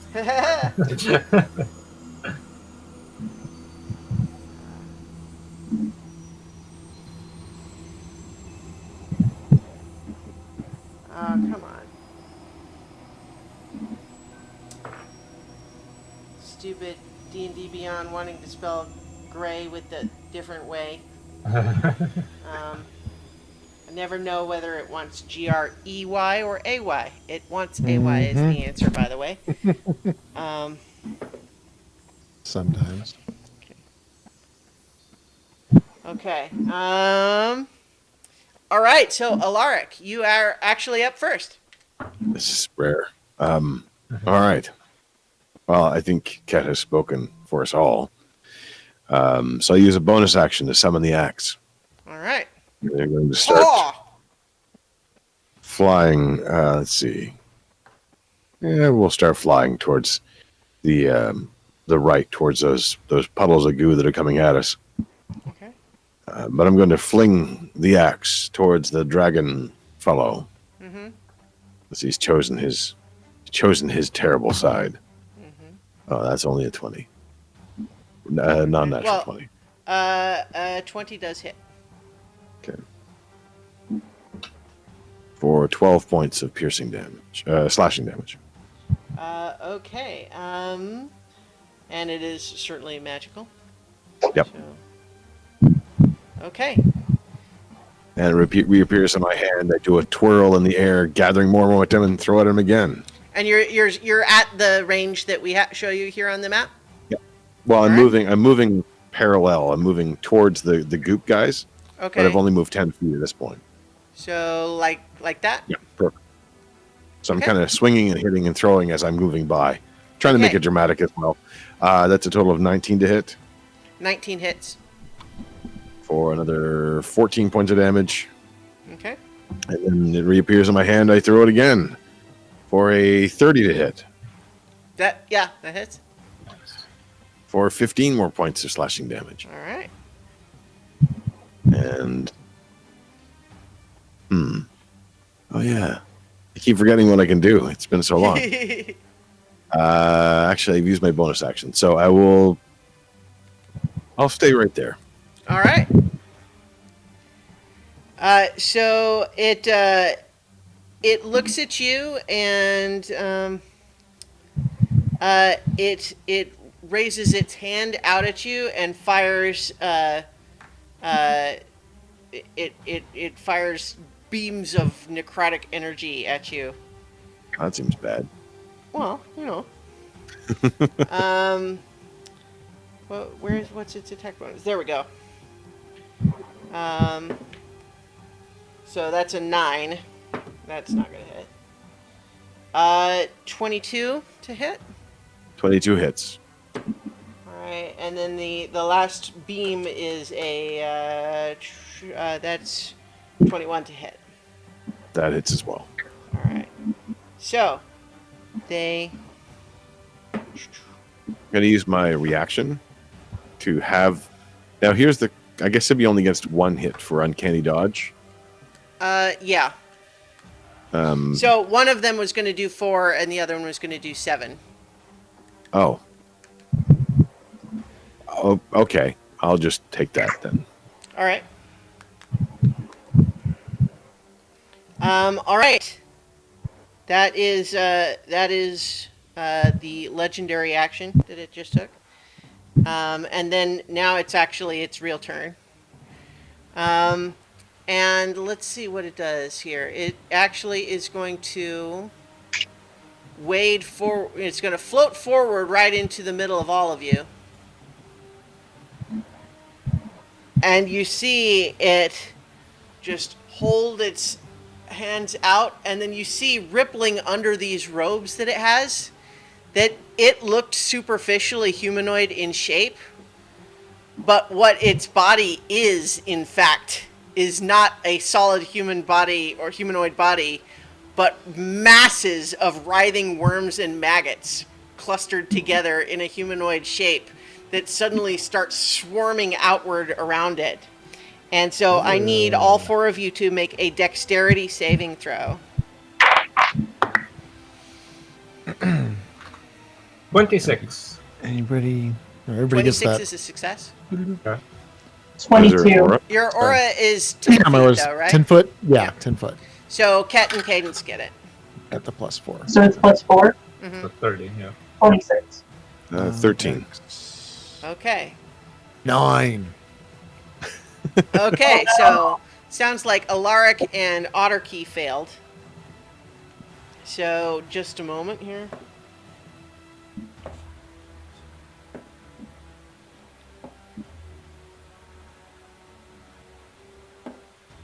You both take 26 necrotic damage, and you are blinded and restrained as these worms swarm all over you, covering your face.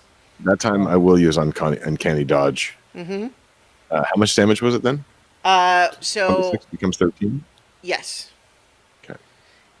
All right, and you are currently, as I mentioned, still, encompassed by all of these, worms and everything. And then it, you feel the worms start to try to suck the life force out of you. Ah, Oh, God. And so you both take an additional 18 necrotic damage. And you see it's this creature that had taken some damage from your axe in the Cone of Cold already. You see it look a little healthier. I hope I hope Amethyst can work on her own. Okay, Cadence, you're up. Okay, I'm going to fire a shot at the little green guys. I'm going to fire one at each of them. Okay. That is a 23. Okay, a 23 hits, yeah. They're And very that slow. is- They're easy to hit. That is 16. Oh, I'm on the wrong thing. Hang on. On the wrong page. That is 16 points of damage for the Okay. first one, All right, yeah, it takes it. and then the second one is 25. 25 hits, yeah. And that is 13 points of damage. Okay.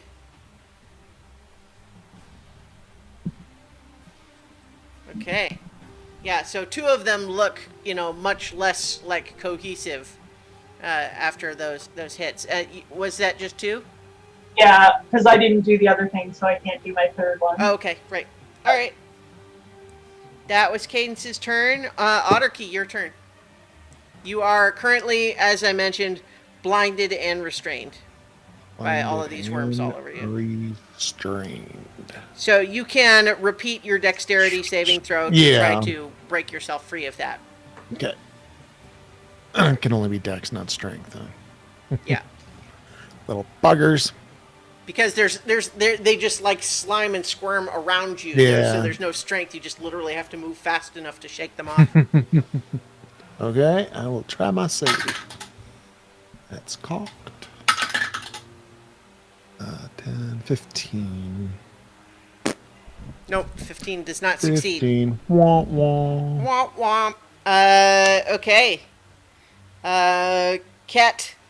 All right. I am going to pull out my harp and strum its beautiful chords and use the harp.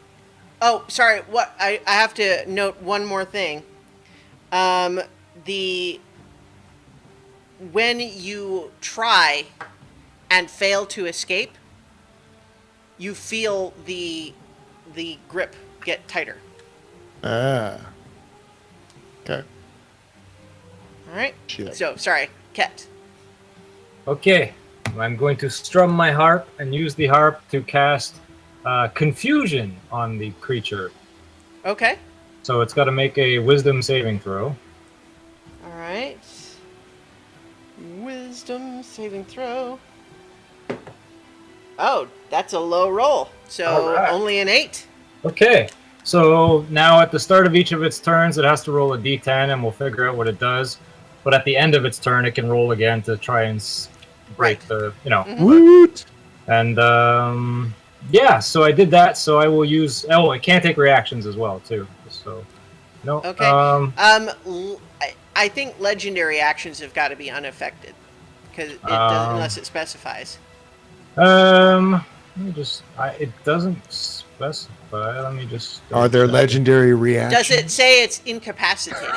Otherwise, an affected target can't take reactions and must roll a d10 at the start of each of its turns to determine its behavior for that turn. Yeah, I think legendary actions are unaffected, but it's actually out for this round anyway. Okay. Well, in that case, then I'm going to stab it with my rapier as well, since I cast the spell. Okay. So I'll try and do that. And that is a 13 plus 9, so 22. 22 hits, yeah. So that is going to be, it's just going to be 5 points of damage. All right. I gotta keep that confusion spell up so I know what the rolls do. Yeah. Okay. So that would make Ket's turn, and then the oozes take their action, and what they're doing is moving towards you, but they are very slow. So they really only get, by taking a dash action, they're only moving 10 feet towards you. But I think now that they're moving, you do in fact see that there are more of them in there. We'll just go ahead and. Yeah. Thankfully, I don't see any of it. Mwahaha. All right, so they're moving. That's their turn. So Alaric, it's actually your turn, but you are covered with worms. Yes. Seems like a bad situation. I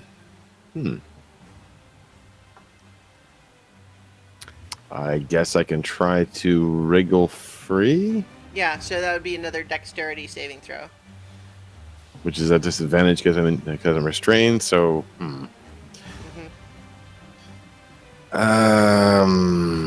do I remember where Ket was standing or floating?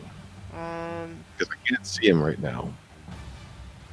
Do you? Well, I mean, I think you can remember approximately where he was. But yeah, I mean, what would you be hoping to do? Well, if he's within 15 feet of me, this will be bad. So, I'll yell out, "Ket, move back!" And I will cast Thunder Wave. Okay, well, I mean, it's not his turn, so. Yep. I know. But you cast.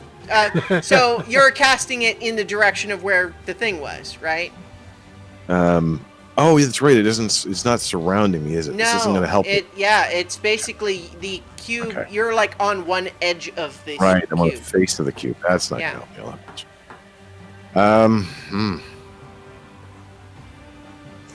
I can't see that, so I can't do that. I can't see them. Can I try to just tear them away rather than trying to fight them? I mean, Or trying to wriggle that's free? what the dexterity saving throw is replicating. Oh. Oh, okay. Well, I guess I'll give that a try. I mean, it's essentially trying to break free of a grapple, but specifically the nature of it is such that pure strength won't do it. You just have to be able to shake them off. Well, I'll give it a try. That's a natural one, so no. Okay. Well, still covered with worms. Oh, I do regain 6 though. Okay. Yay! So it is the larva mage's turn, and it's going to make it rolls a d10 for the confusion. Is that right? Yes. Yep. D10. That is a 5. Okay, so 2 to 6. The creature doesn't move or take actions this turn. Okay. So, but it does now it not can make move a- or take actions, but now it's going to try to make its saving throw again. Yep. That is 18. Wisdom 18. That succeeds. Ah, okay. It suddenly sort of shakes its head, and you see this dragon face kind of wobble in a way that a head shouldn't when it shakes. It just shouldn't. No, it shouldn't. It's very unsettling. But of course, its body is worms. So what are you gonna do? Then it also looks over at Otterkey and Alaric again and goes, "Rah!" And you guys feel the worms once again, just drawing on your life force. But it is only 8 necrotic damage this time.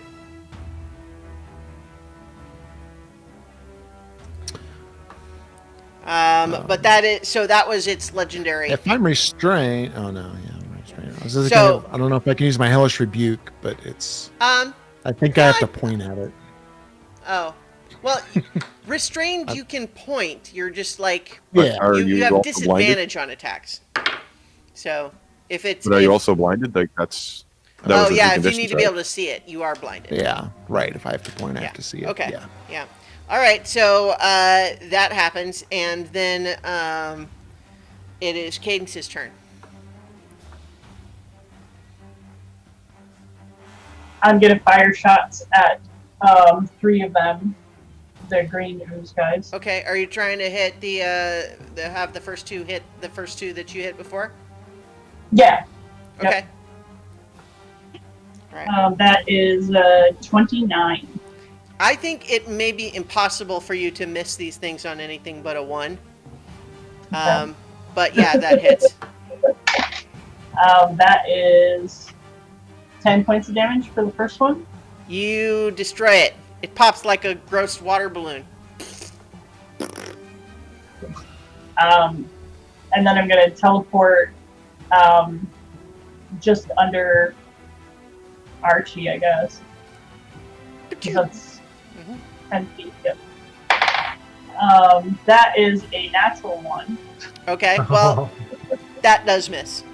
Okay. You just had to try it. You just Yeah. had to challenge. Yeah. Find the boundary. And that one is a 32. Yeah.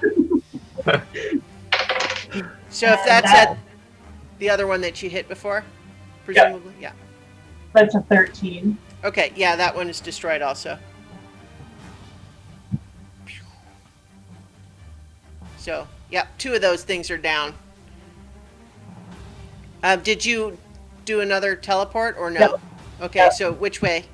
For that one? I'm gonna move like right in between, like the one right next to me, but in between, kind of like Archie and the dragon-borny creature. Okay, like that. Yeah. All right. So, that makes it Otterkey's turn. Still So- covered with worms. Yeah, and I didn't think of this So many before. worms. So, is the worm thing?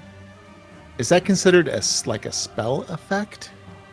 Technically, no. Okay. It's not a spell. It is, this guy has Just a a function worm body. feature of the worm body. His body Okay, is cool. worms, and that's, he can do this. So I will try to just shake it off again. shake, it shake, off. shake, Shake it shake, off. shake, shake. Yeah, that's good too. Shake it off. Wormy's gonna worm, Nice worm, gel. worm, worm, worm. 7. Oh, they're these worms. They're so sticky. It's very gross. I need to feed it to the aphid. Yeah. All right. So once again, you fail, and it seems like this thing gets a little bit stronger.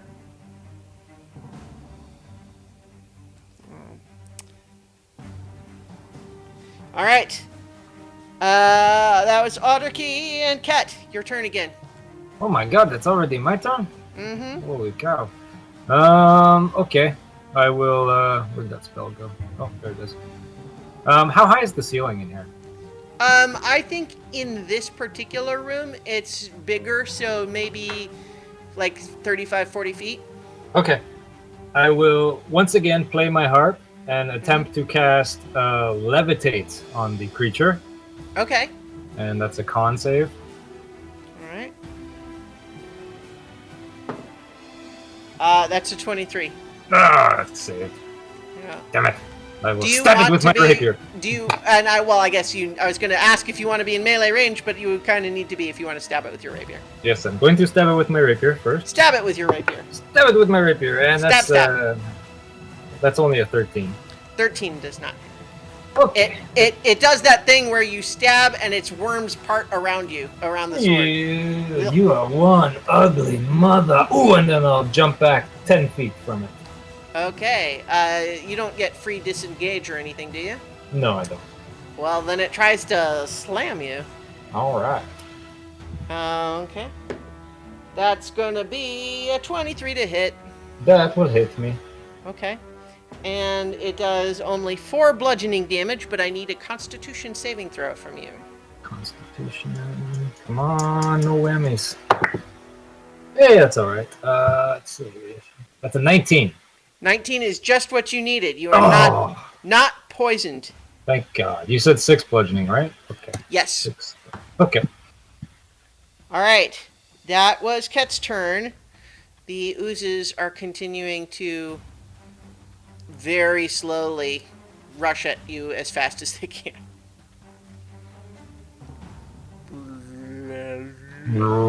Slow.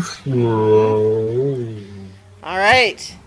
That makes it Alaric your turn again. All right, I'm going to change tactics because it will never work the other way. I summon the Death Dagger because it's the other Okay. one I had bonded. Oh, sorry, it's the Dragon Tooth Dagger I bonded. And I'm going to try to stab these buggers. It's still a disadvantage. The worms on you? Okay. No disadvantage, but I have a better roll. So, and I get 3 times. So, All right. or scrape them off, whatever equivalent. I get might Yeah, be 6. I mean, per the way that the ability is described, a dexterity saving throw is the way to get out. I don't know that, so I'm gonna try it. Okay. It doesn't work, so I move on. Yeah. So you find that basically it's just like a swarm. It feels like there's endless of these worms. You I kill hate 5 these of them, and it just things. immediately the gap is just filled again. But that's not a saving throw failure. It's just an attack that doesn't work. Okay. That makes it this thing's turn again. And it is going to... Ooh. Yeah. It's going to cast its big spell. A sphere of negative energy ripples out in a 60-foot radius sphere, which is going to basically fill the whole room here. Can I counterspell that? Can I attempt to? You can. I will attempt to counterspell it at level 6. Fizzles. Yeah! That's my only level 6 spell, guys. It sort of very slowly turns its head all the way around to look at you and says, "Not cool." Okay. So it is not doing that, but it is going to once again draw on the life force of the those it has imprisoned in its worms. Actually, should have been doing that. Okay. So that's once again going to be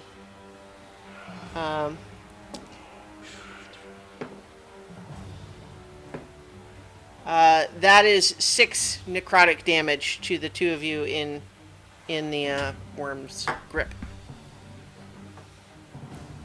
All right, Cadence.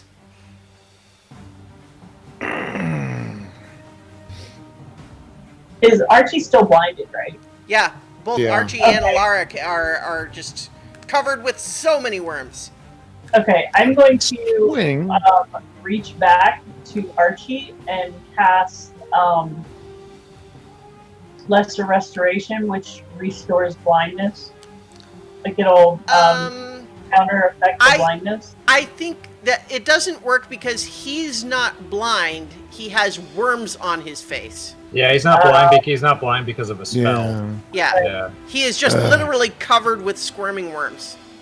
Okay, it just says a disease or condition. No, yeah, so- I understand. So I'm not gonna have you use the spell because Yeah. you can do something else, but you would know that wouldn't work because he's not blind. He just can't see because he has worms on his face. Crap, because I was thinking about doing that for a while now. That's like Sorry. why I moved Archie. Yeah, you still got this dragon face McWormy body right next to you too. in my grill. Okay. I think that maybe I will. Well, Archie took a lot of damage recently too, so I'm gonna cast Cure Wounds at level 3 on him. Okay. So that is. Oh, nice. 1922. Okay. Wow. 22 points back. All right. That was for Nero. That happens. Okay, Otterkey. Do you want to move at all? No, I'm gonna kind of stay in front of him Okay. in case the McWormy face tries to attack because I know that he's incapacitated. So, Yep. yeah, I'll stay All right. there. So, Otterkey, that makes you up next. All I can think to do is to keep trying to get away. Mm-hmm. Yeah. That's better. 14 plus 5, 19. 19 is a success. Yay! Hercules! You do it. You finally managed to break free from the slimy grip of these gross worms that were sort of dripping all over you. Point me at it. Where is it? It's behind Cadence. It's behind Cadence. Yeah. But It's right that you used That was your, my actions. Yeah, though. you used your action, so you could still move or do a bonus action. I mean, I'll bump into it if I can try to get next to it. Oh wait, no, I'm sorry, I take it back. It does say can repeat the saving throw at the end of its turn. End of your It's not, turn, It's an okay, action. cool. It's okay. So your turn is over, but you are now free from the worms. Point me at it. All right. Behind Cadence. Archie, you're hurting me with that sword. Be careful. All right, Ket. All right. Seeing those green bloober guys getting a little closer, I'm going to once more play my harp. Ring. I love this harp. And I'm going to cast Firestorm. Ooh. And I think I'll probably... It's up to 10 10-foot cubes, but I'll probably only need like 3 10-foot cubes or maybe 2 10-foot cubes to get rid of those guys. But they got to make dexterity saving throws. Okay, they're not good at that. I didn't think they would be. No. They got it's a dex of 18. Right. Okay. They would have to get a natural 20. Oh, okay. So probably not, but I'll go ahead and roll them. Okay. Nope. Nope. Nope. Nope. Nope. One of them did roll an 18, which turned into a 16. Oh, God. Yeah, they all fail. So what happens to them? I'm going to use my dice roller here because I don't have 7d10 with me. That's That's a lot of d10s. Yeah, that's... Oh, shit. That's 57 points of damage to each one. Dang. Yeah, so even though they are resistant to fire damage because they are made of gross, oozy slime, I think that still, that still kills all of them. Nice. It smells terrible, but it already smelled pretty bad in here, so in some ways you've probably just sanitized that part of the cave. And I will jump back. I will guys. step back another 10 feet. Okay, like right there? Yeah, no, like right there. Gotcha. Okay, that's Ket's turn, and now it would be the Ooz's turn, except they are all disintegrated. Okay, Alaric, you're up. Stupid. Hey, anybody smell something burning? You mostly smell worms up your nose. That's another natural one. I'm going to try to not fail this by trying to be indomitable. Now, I have to... I roll again, but is it still rolling at disadvantage? Yeah, It's just re-rolling. Yeah. Well, it's a second chance anyway. Yeah, it's a second chance to. And that was a roll. 2. So, yeah, never right. mind. Yeah. So once again, the rest of you see Alaric, struggling to free himself and failing. And then let's see. Cat cleverly moved just far enough away that now on this thing's turn, it can't try to get all of you again.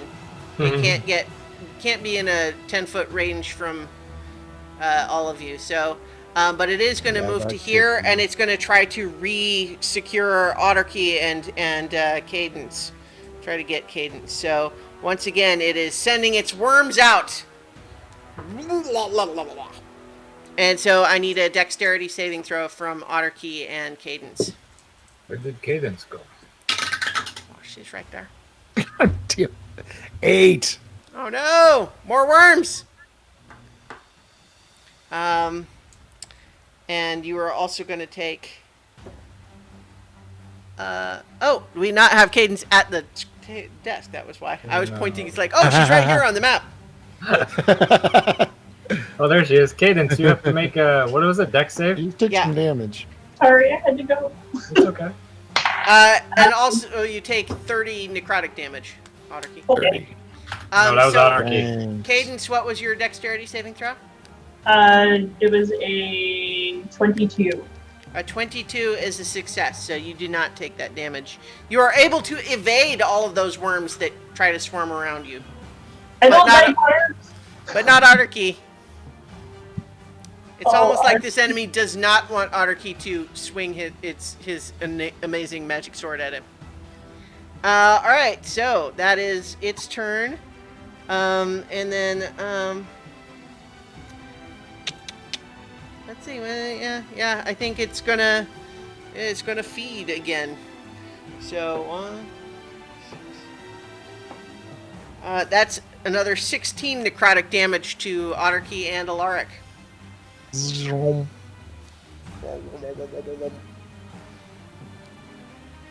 Okay. So that was the Larva Mage's turn. Cadence, you're up. I'm gonna try to cast banishment on the mage guy. Okay. I have to think about that. Well, in the larger context, what saving throw does it make first? It is. There's so much stuff I gotta skim through here. Charisma saving throw. Charisma. Oh! It has a pretty good bonus, but it rolled a 5, and that makes it just a 13. Oh, it was a 16. Aha! Poof. It disappears. Bye-bye. Yes. So y'all. Yeah. So, it disappears, and Alaric and Otterkey, you find suddenly these worms just vanish off of you. I hate it. Where'd they go? Where'd he go? Looking around. I got rid of him for a moment. Oh, Good. Thank you. We're free and clear for now. Perhaps we should keep moving. How long does that? That doesn't last very long, does It it? lasts for like up to a minute, and then Mhm. if it comes back, then it comes back in the same place it left, or only if it ends before the minute. So I kind of have to stick near where it happened for at least a minute, and otherwise it won't come back unless this is. Oh, so if we hang around here for a minute, it won't come back? Yeah, because it banishes it to that other plane. I'm okay with that. Doesn't seem like anything else is coming at us. Oh, all right, man. Well, People put worms off of I you. can't imagine that it could be from here. I don't. No, man. I don't think anything's from here. I don't even know what the hell that thing was. Does anybody know? I don't know. Brush off all those worms. They're so gross. No, Stick them in- the worms vanished off of you when it was No, back. Yeah. it's left of the I know, slime, but which it's is still like- just- Still feels like they're there. There's like, definitely like worm slime on you still. Yeah, I go over to Alaric and like Peter Venkman with the slime on the library card, you know. And Yeah. I got this. I got this. Don't worry. okay, man. Cast prestidigitation Oh, I didn't know. and start poofing off the slime. Mhm. I use lay on hands. I think Alaric and I took the worst. I of got it, this. so- Don't worry. And as you watch, his wounds and little cuts and little things are starting to heal. Ah, How much time has All right. passed? Well, I mean, theoretically a full minute, right? so before that's up, I'm going to heal myself for 40 points real quick. Bloop. So I would say do all of the things that you would do for that full minute. Yeah. How much? How are you down still, Archie? Oh yeah. All right, okay. I'm going to. You go do your thing. I will go do your thing, Cadence, and then I will join in. Okay. Because I'm going to cast Healing Word at level 4 on you, Archie. So that's going to be 4d4 plus 5. So that's 3, 4, 5, 6, 7, 8, 9, 10, 11, 12, 13. So that's 14 points back. Oh, thank you. There's still some burns and the necrotic damage, but I am looking substantially better. After this is over, I'll heal you. Okay. All right. So the minute is about to be up. Does anyone yeah. want to move to a different place or do anything else? Where was it? I want to be right where it was, just in case it comes back and be. It is like right above. Right here. Yeah. So I want to be right. Well, next no, to yeah, that it spot. no, I'm sorry, it was here when it Yeah. disappeared. Yeah. Yeah. So I want to be right next to that spot. So if it pops up, I'll hold my action to swing. Okay. Actually, I'm going to move there too. Nearby. Can we Trust these damn ready things. actions in case it pops You back? absolutely can all do that. Yeah. Yeah. Okay. I'm gonna ready an arrow. Okay. What about you, Ket? I will. It's expected my right God. here. This thing isn't considered undead, is it? Hard to say. Okay. I will, on the off chance that it's not, I will hold my action and I will cast, when it shows up, I'll cast Hold Monster. Okay. Poof! It does show back up. Oh no! Swing. So let's do Hold Monster first. Okay. That's Just wisdom. because that makes sense. Because if it's if Yeah. the Hold Monster works, everyone else gets advantage. So Yeah. Okay. wisdom save. yeah. Oh, sorry, that's cocked. Oh, yeah, that's a 21. Okay, so it succeeds. Yeah, but everyone else is gonna make their held attacks. So first, Otterkey. All right. Oh, wait. Gotta bring back my sheet. Bloop. Oh, shit. All right, that is a 27, the first attack. Definitely hits. Yeah. I guess I'll just do both. And then even higher for the other one. Mm-hmm. So, first attack.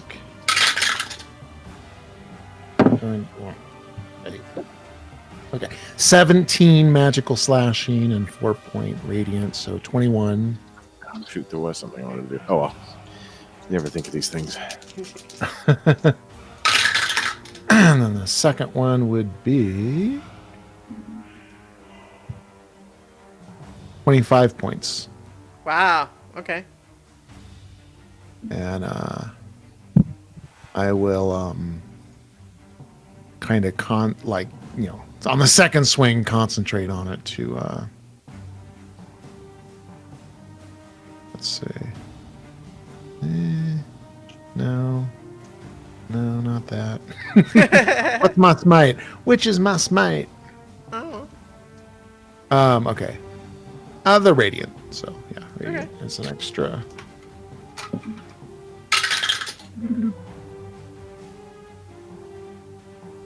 $19 points.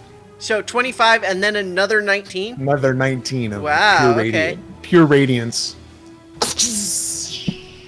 Yeah. Yeah. This thing's looking very messed up now compared to where it was a minute ago. Alaric. You know, I keep forgetting I'm a spellcaster, too. There's all kinds of things I should have done. Oh, well. That's okay. Swing and 24 to hit. Hits, yeah. Because I have an ally nearby. That's also sneak attack. Mm-hmm. So, let's see. 11, 14, 22... 22 damage, slashing. Okay. Second attack. 30 to hit, 12 points of slashing. Okay. 20. Damn it. That's only 14 to hit. Okay. A 14 does miss. Okay. All right. Cadence, your held arrow. That's a 33 to hit. That'll hit, I think. Yeah. Oh man, Hit's pretty good. It's pretty good. pretty hard. Nice and solid. Yeah. That is 14 points of damage. Aha! Okay. That is exactly how many hit points it had. Oh my god, really? So, what happens is that you drill this thing right between its dragon eyes, and what you see is that its entire head seems to just completely be separated at first in this horrific visage, and all of the worms just suddenly sort of fall to the ground and start flopping around like just ordinary worms. And then as the head tumbles over around through the air, you realize it's actually a mask. Oh. And but the worms are all now all over. Like the worms are just spreading out like mindless worms now. So technically, the initiative is not done. Stop. Oh. Yeah. So now those were all the held actions. So technically, we're now back at the like normal initiative. So it is actually Otterkey's turn. There is a swarm of worms floating around. Swarm of worms. Don't really have any kind But of. they're no longer like held together in a coherent shape. Mm-hmm. All right. Well, why not? I'm going to kind of reach within and think of like a cleansing type of light, and I'm going to cast Moonbeam. Ooh. 5-foot cylinder pillar of pure light, moonlight, and it basically let's see, it does a dex save. When a creature enters the spell's area first time or on its turn, 2d10 radiant damage. On a failed save, Okay. half as much. Dex save, you said? Yeah. Okay. Worms making a dex save, because that makes sense. Yeah. 16. So my con. Wait, why does it say con? Sure, is it 16? Because con.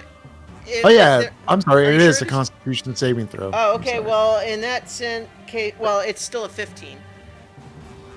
Con save versus 17. So Ah, well, take there you go. 6 points of radiant damage. Sizzle, sizzle. Sizzle, sizzle. Sizzle, Yeah. sizzle. Some of the worms get burned up in a moonbeam. But there's some still there. Oh dear. All right. Okay, that is. Awesome. But the moonbeam is also still there, right? That's a concentration one. Yeah, exactly. Yeah, and I can move it around Yeah. 60 So feet. yeah, so you have suddenly, even though you guys all instinctively know, like, not only are you inside, but you are on a plane of existence where the moon does not exist. But somehow it's like clouds above you part, and a shaft of moonlight pierces through. Nice. All right, Kat, you're up. There's worms.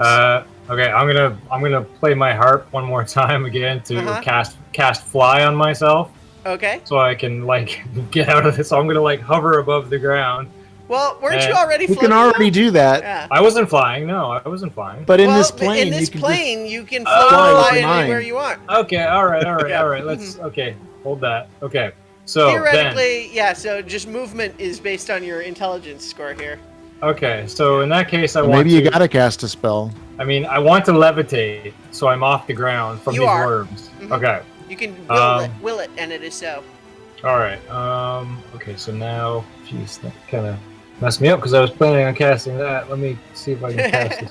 Well, now cast you a get spell. you get to be flying without even casting a spell. So now you That's can cast true. some other spell. All right. Okay. So I will cast if I want to cast Shatter, Okay. but obviously I don't want to hit any of my friends. So yeah, I'll I position. think you can. Okay. All right. So con save. I'm gonna cast that at 3rd level. All right. It gets a 2. Okay, so that fails. So they take 4d8 damage, and that's going to be no, it's a D. It's a D4. So that's 6, 11, 12, 13, 14, 15, 16, 18, 19, 20, 22, 23, 24, 25, 26 points of damage. Everyone is splattered with worm slime as these things are just annihilated. All right, and I float back to the ground. Oh, Sorry, guys. I just got rid of the last batch of slime. I feel like they're crawling on the stuff. So I'm going to go ahead and take us back to the regular RP screen here now. Okay. But there is a bunch of no longer animate goo around, covering various surfaces, but the remains of this thing are now gone.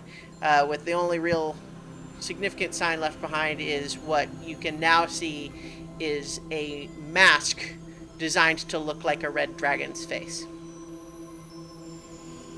That's so creepy. Is it made out of a red dragon's face or a red dragonborn's face? You pick it up and Gotcha. examine it. I'll poke it with my axe. I got a stick over Poke, here. poke. Make an investigation made- check or perception. Perception's nice. I can use that. That's still only a 16 though. Yeah, so I think that you don't think that it is not literally a red dragon's face. It is a mask.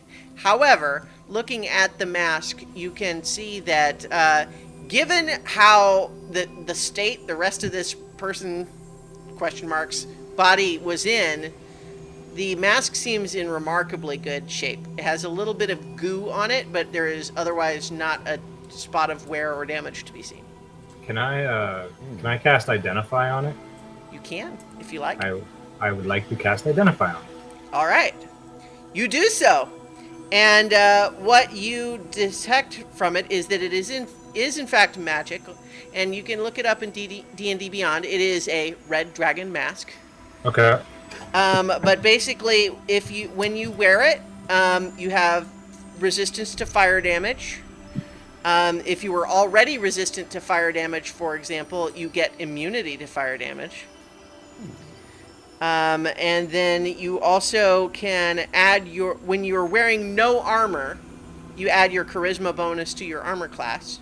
But only if you're wearing no other armor. It gives you a dragon, if you have a dragon breath weapon, it basically makes it refresh more.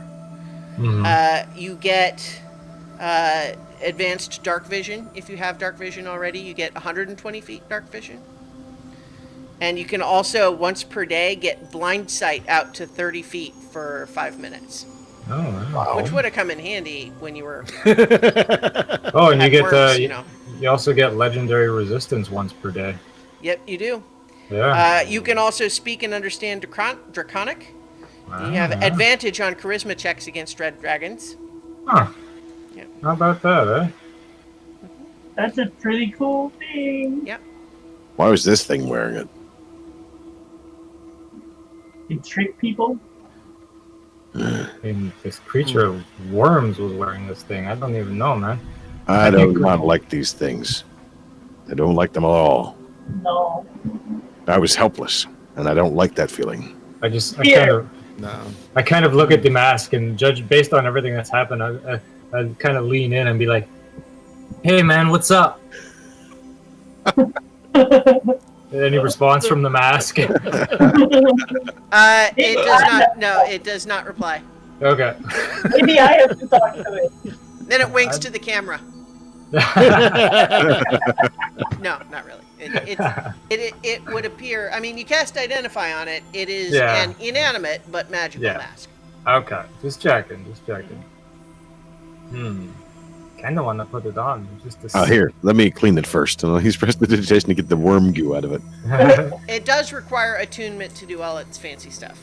Okay. Oh man.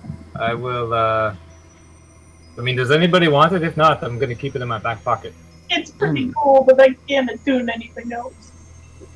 I Let me see mean, what do I got that's attuned? I have. I'm already I have my harp, resistant to fire damage, so my ring of free action, which I forget to use anyway. God damn it! All the time I forget to use my ring of free action. Jesus! I can't be paralyzed or restrained.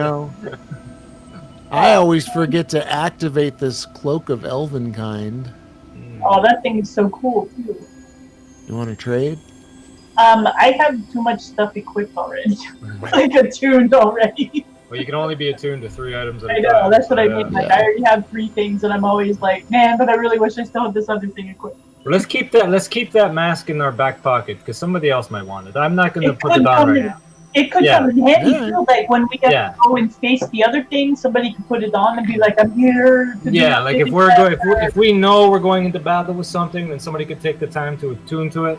Let's just hang on to that. That's cool. Also, the Gith Yankee used red dragons. That's right. A little bit might be important. True. I mean, it is something that I could use pretty well if you could use the Because elven kind cloak. If you already have fire resistance, which you do, you'd be immune to fire damage. Yeah. Wow, It says- Archie. Well, it says if you already have immunity from another source, you regain hit points equal to half of any fire damage you get. Right, but you don't have immunity already. You have Oh, resistance. sorry. Yeah. Right. Yeah. But you would Immunity. get Cool. immunity. Yeah. You get him. Yeah. You just Which wouldn't is get that. still pretty awesome. Yeah. Oh yeah, for yeah. sure. You could just be standing there in front of dragons, like, you breathe me fire. Let's go. But yeah. So, Yeah. How about you hang on to it, Archie, for now? Yeah, something I could use if somebody wants this Totally. cloak that I never wear, then So It, just like for all of you guys, I want to do like a Jim from The Office look to the camera and all the other DMs out there and say, do your players also complain about having too many awesome magical items? Oh, But this- I'm not complaining. I'm just sad I don't I have know, more I'm suitable things. I mean, I need more slots. you know, this cloak, it'll I'm looking at the cloak of Elvenkind yeah. right now. Wisdom, perception checks. disadvantage of perception from other people trying to detect you. You have advantage on dex sex checks. checks, make Stealth hide. checks. That's not So you my actually are pretty good at stealth now. jam. Yeah, that's not my jam. Or you could have been. Yeah, I never use it. I always forget. But we can Okay. hold on to it. I'm sure somebody can use Yeah, it. we'll hold on to that. All right, guys. Now what are we going to do? Well, I mean, I used some pretty heavy spells, man. So if we're going into battle later, we might want to maybe trudge on for a little bit and then see what the rest of the day holds, and then maybe. Oh yeah. maybe we could find out how much farther it is to like the big demon lord, and We then did learn something like, pretty important. Yeah. How far does this ooze go? I mean, is this ooze part of it? I don't know, man. probably. We should think about protection Yes. and worms again if we can. Yeah. If it's Um, part of it, can it see us? I mean, I still have the ability to. I still have a slot left open, the ability to cast a mansion if we need to later on. I'm saying maybe we should go press on a bit further and find out, where we need to go, and then, maybe rest up a little bit Yeah. afterwards. I will like call out in Draconic, like, "Hey, little dragon, can you hear me?" Nothing. Not right now.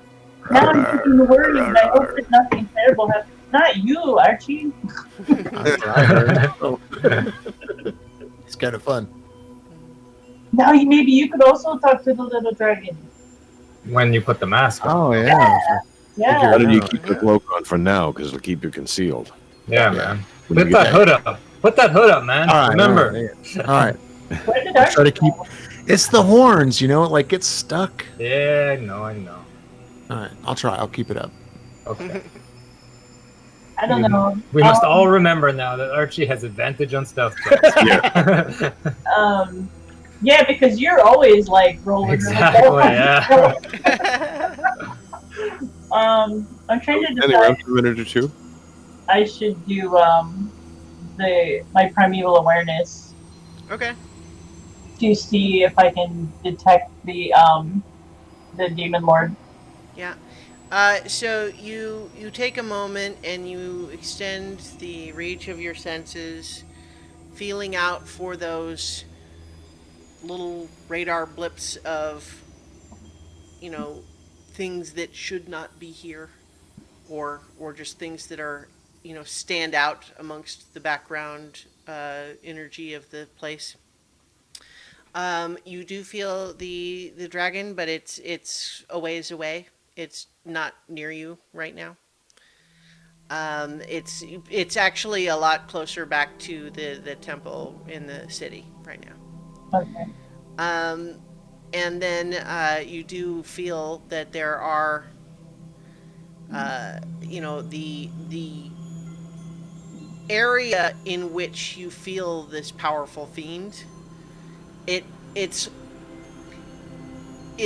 it's a little bit harder to see it specifically now because you feel like sort of the background radiation that feels like that is getting stronger.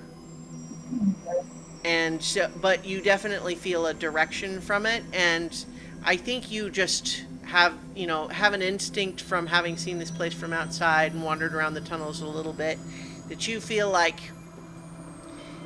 to get to where it is now would probably be like another maybe 2 hours of going through the tunnels, assuming that the tunnels don't go in too many crazy, like, labyrinthy directions. Like, if you can be moving approximately in the right direction, it would be maybe 2 hours travel. But you also don't have any way to know what way the tunnels go, and also who knows if it's going to stay where you sense it right now. Yeah. I will relay that to everyone. You definitely know where to go, where it's sort of stench, to put a fine point on it, seems the strongest. Yeah. I don't know. I mean, hit point wise, you guys, I'm good. But I know that Archie and Alaric took a lot of. Has another minute passed? Yeah. I'm looking fine. Okay. Alright. Yeah. But, I mean, I don't know. I mean, I only used like 2 spells. So, in that respect, I'm good. But, I don't know about the rest of you guys. I can. The thing I'm more concerned about is running into another one of those things. It could have easily tied us all up, and that would have been really bad. That's true. We're gonna have to approach it a bit more tactically, I think, if we're... Maybe we should move a little more stealthily, too, and not let, something like that sort of catch us off I guard. already put the hood up. Yeah, we really weren't moving that quietly. Boy, Archie would need a specially custom hood to, like, fit around the horns and now the mask too. I mean, It would just not look right. It would look weird, but also kind of cool. He's got a hood Well, yeah, with I'm. peaks on it. Or just like little, like slits in the front that kind of go around the horns. So it's just sort of like pieces that cover down over the face. But anyway. So first, we need to invent Velcro. I wonder if I know how to sew. No, I'm good to continue on a little bit and see, investigate. We'll just be, like you said, we'll be cautious. We'll be stealthy. a little slower. And like Amethyst isn't with us, so I can cast Pass Without a Trace on us, so that we're even more stealthy. Mm-hmm. This time, trying not to find anything stumbling on. Yeah. So I will cast Pass Without a Trace. So we're all stealthier. Float through the middle of the tunnel. And we will start heading in that general direction very cautiously, looking for signs of, like, I'll use my ranger eyes, Mm-hmm. to Aragorn for signs of, like. Yeah. So as you guys make your way in that direction, the presence of these little, like, lakes and trickles of, like, rot and ooze and slime and everything become more and more frequent. There hasn't been any sign of, like, living tree for a while now. There's definitely just pools and rivers of sludge that you suspect perhaps were once roots that have now been entirely dissolved. The sludge, for the most part, does not seem animate, but you also had experienced those ooze-like things sort of like able to sort of swim in it, invisible until they surface. So it's hard to tell, but nothing has attacked you. And you are, making your way closer, and the feeling is kind of getting more and more, foul and kind of just unpleasant to be there. It just feels gross, and it's just, ugh, doesn't feel good to be there. And hang on, let me get my reference here. Um, uh, No, that's not what I needed. Hang on, I'm sorry. There's basically something mechanical is going to happen here in just a second. Okay. Um, yeah, so I think as you guys are moving closer down into there, and it's just feeling more and more oppressively just like you're just surrounded by death and decay down here, and just like, not even dying things, but just like nothingness. Because I think Cadence would certainly be, like in tune with this, is that usually when you're in the presence of decaying things, there's the whole kind of circle of life aspect of it, right? Decaying bodies produce, fertile soil for new things to grow, but you feel that like here everything is not only dead and decaying, but it's also poisoned and scorched, and nothing's like, it would be very, you can't imagine, it's hard to imagine anything regrowing in a place like this. I'm kind of glad that Amethyst isn't with us, you guys. She'll have to see it eventually. It's And terrible. I need all of you to make a wisdom saving throw as you continue deeper into this area. Uh-oh. That's a 2. Okay. 17. Oh, natural 20. 10. Okay. I need everyone who didn't get an 18 to make roll a percentile dice for me. Ooh. Oh no. Percentile dice. 60. 9. 60. Oh, hang on. Let me just. Okay. And then Alaric 9. Mm-hmm. Okay. Archie got 35. Okay. Okay, so you're just feeling this really oppressive feeling, but then Cadence, you hear the little dragon's voice in your head suddenly, with great urgency, say, "Stop! Go back! You have to turn around! It's a trap! It's a trap! It's a trap! Go away!" Because this is a trap, we have to go back. Oh, I mean, I'm not going to argue with you. I turn around and start going. Stealthily. Look I don't around know, to see what I can but see. knowing that it's a trap is enough for me. Okay, I'll back out. Back up slowly too, just and quietly and stealthily. All right. And then as you're making your way back, the dragon speaks to you again, and it seems a bit more relaxed, and it says, "Amethyst sensed that it was laying a trap for you, and it said that I needed to come and warn you. But I don't like it here. You should be somewhere else that's safer for you. She said to tell you to go back to the city. I'm gonna leave now, okay?" Okay, be careful. Amethyst wants us to come back to the temple, you guys. Amethyst. Okay. Is everything okay there? I think so. She sensed that we were being set up and that this was a trap, and she wants us to go back to the temple.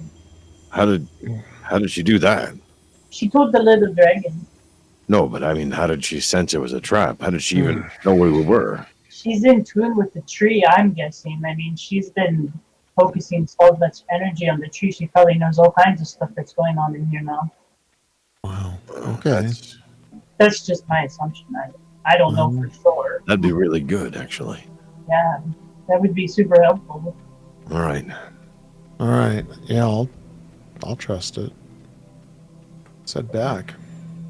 Stealthily back away. All right. So as you guys head back in that direction, I think we'll call tonight's session to a close.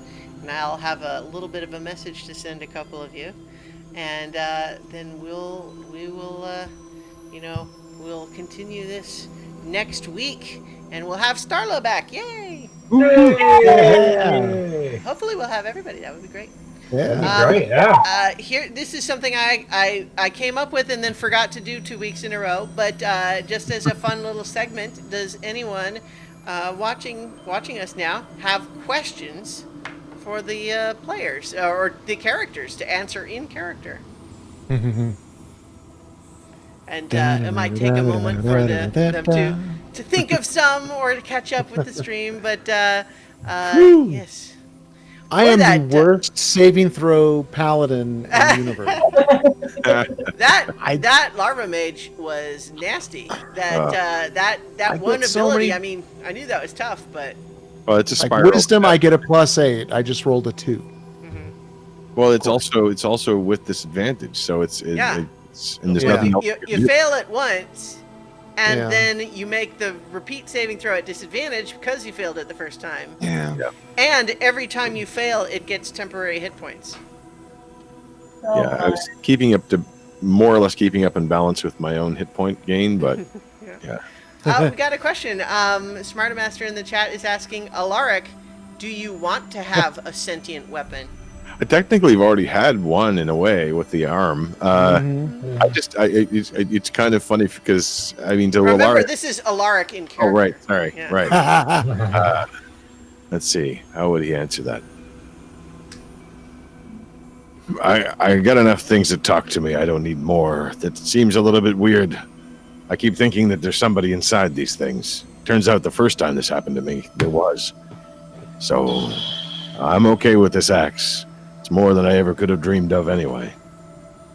God, man, now Alaric's talking to himself, too. I know. I just heard this question come from the ether. Yeah. Okay, man. Wait, you didn't hear that? I got a Damn. question. No, man, I didn't hear nothing. You guys can ask questions of the like NPCs too if you want, but Okay. and I see the thing is I need to remind people at the beginning that we're going to do this at the end so you can think of questions and that sort of What thing. is Zora's master plan? Why would I tell all of you that? That seems crazy. In character, he says, "No, I won't tell you that." And then you would tell me wrong. Maybe. We have a question for Seeker. What do you think of the party? Well, first, to put it in context, although I have had owners in the past, my most recent owner before meeting Cadence was Mugen, whom has good qualities, but a personality that does not mesh well with mine. He talks a lot, and he means well, but I am happy now to be with someone whose personality aligns with mine a bit more. I was uncertain about the group, but after seeing everyone behave so honorably and nobly with Custos Vigil, I am impressed and happy to be here, helping however I can.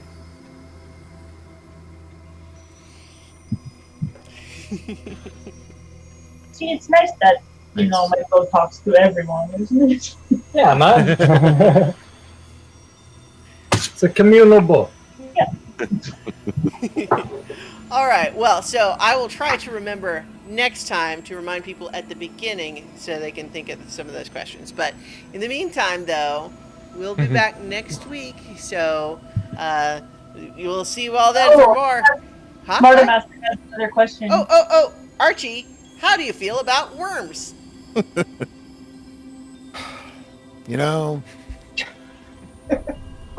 I'm not a fan. Why I did think it they have might to be be okay worms? fried up with a little ketchup, but Oh, Ew, that's actually, that sounds good. How to eat fried worms. Mhm. Oh yeah. So I think in fairness we can understand why you might have sort of a negative impression of worms just now. But in the meantime, though, we'll be back next week for more adventure on so many. So many levels.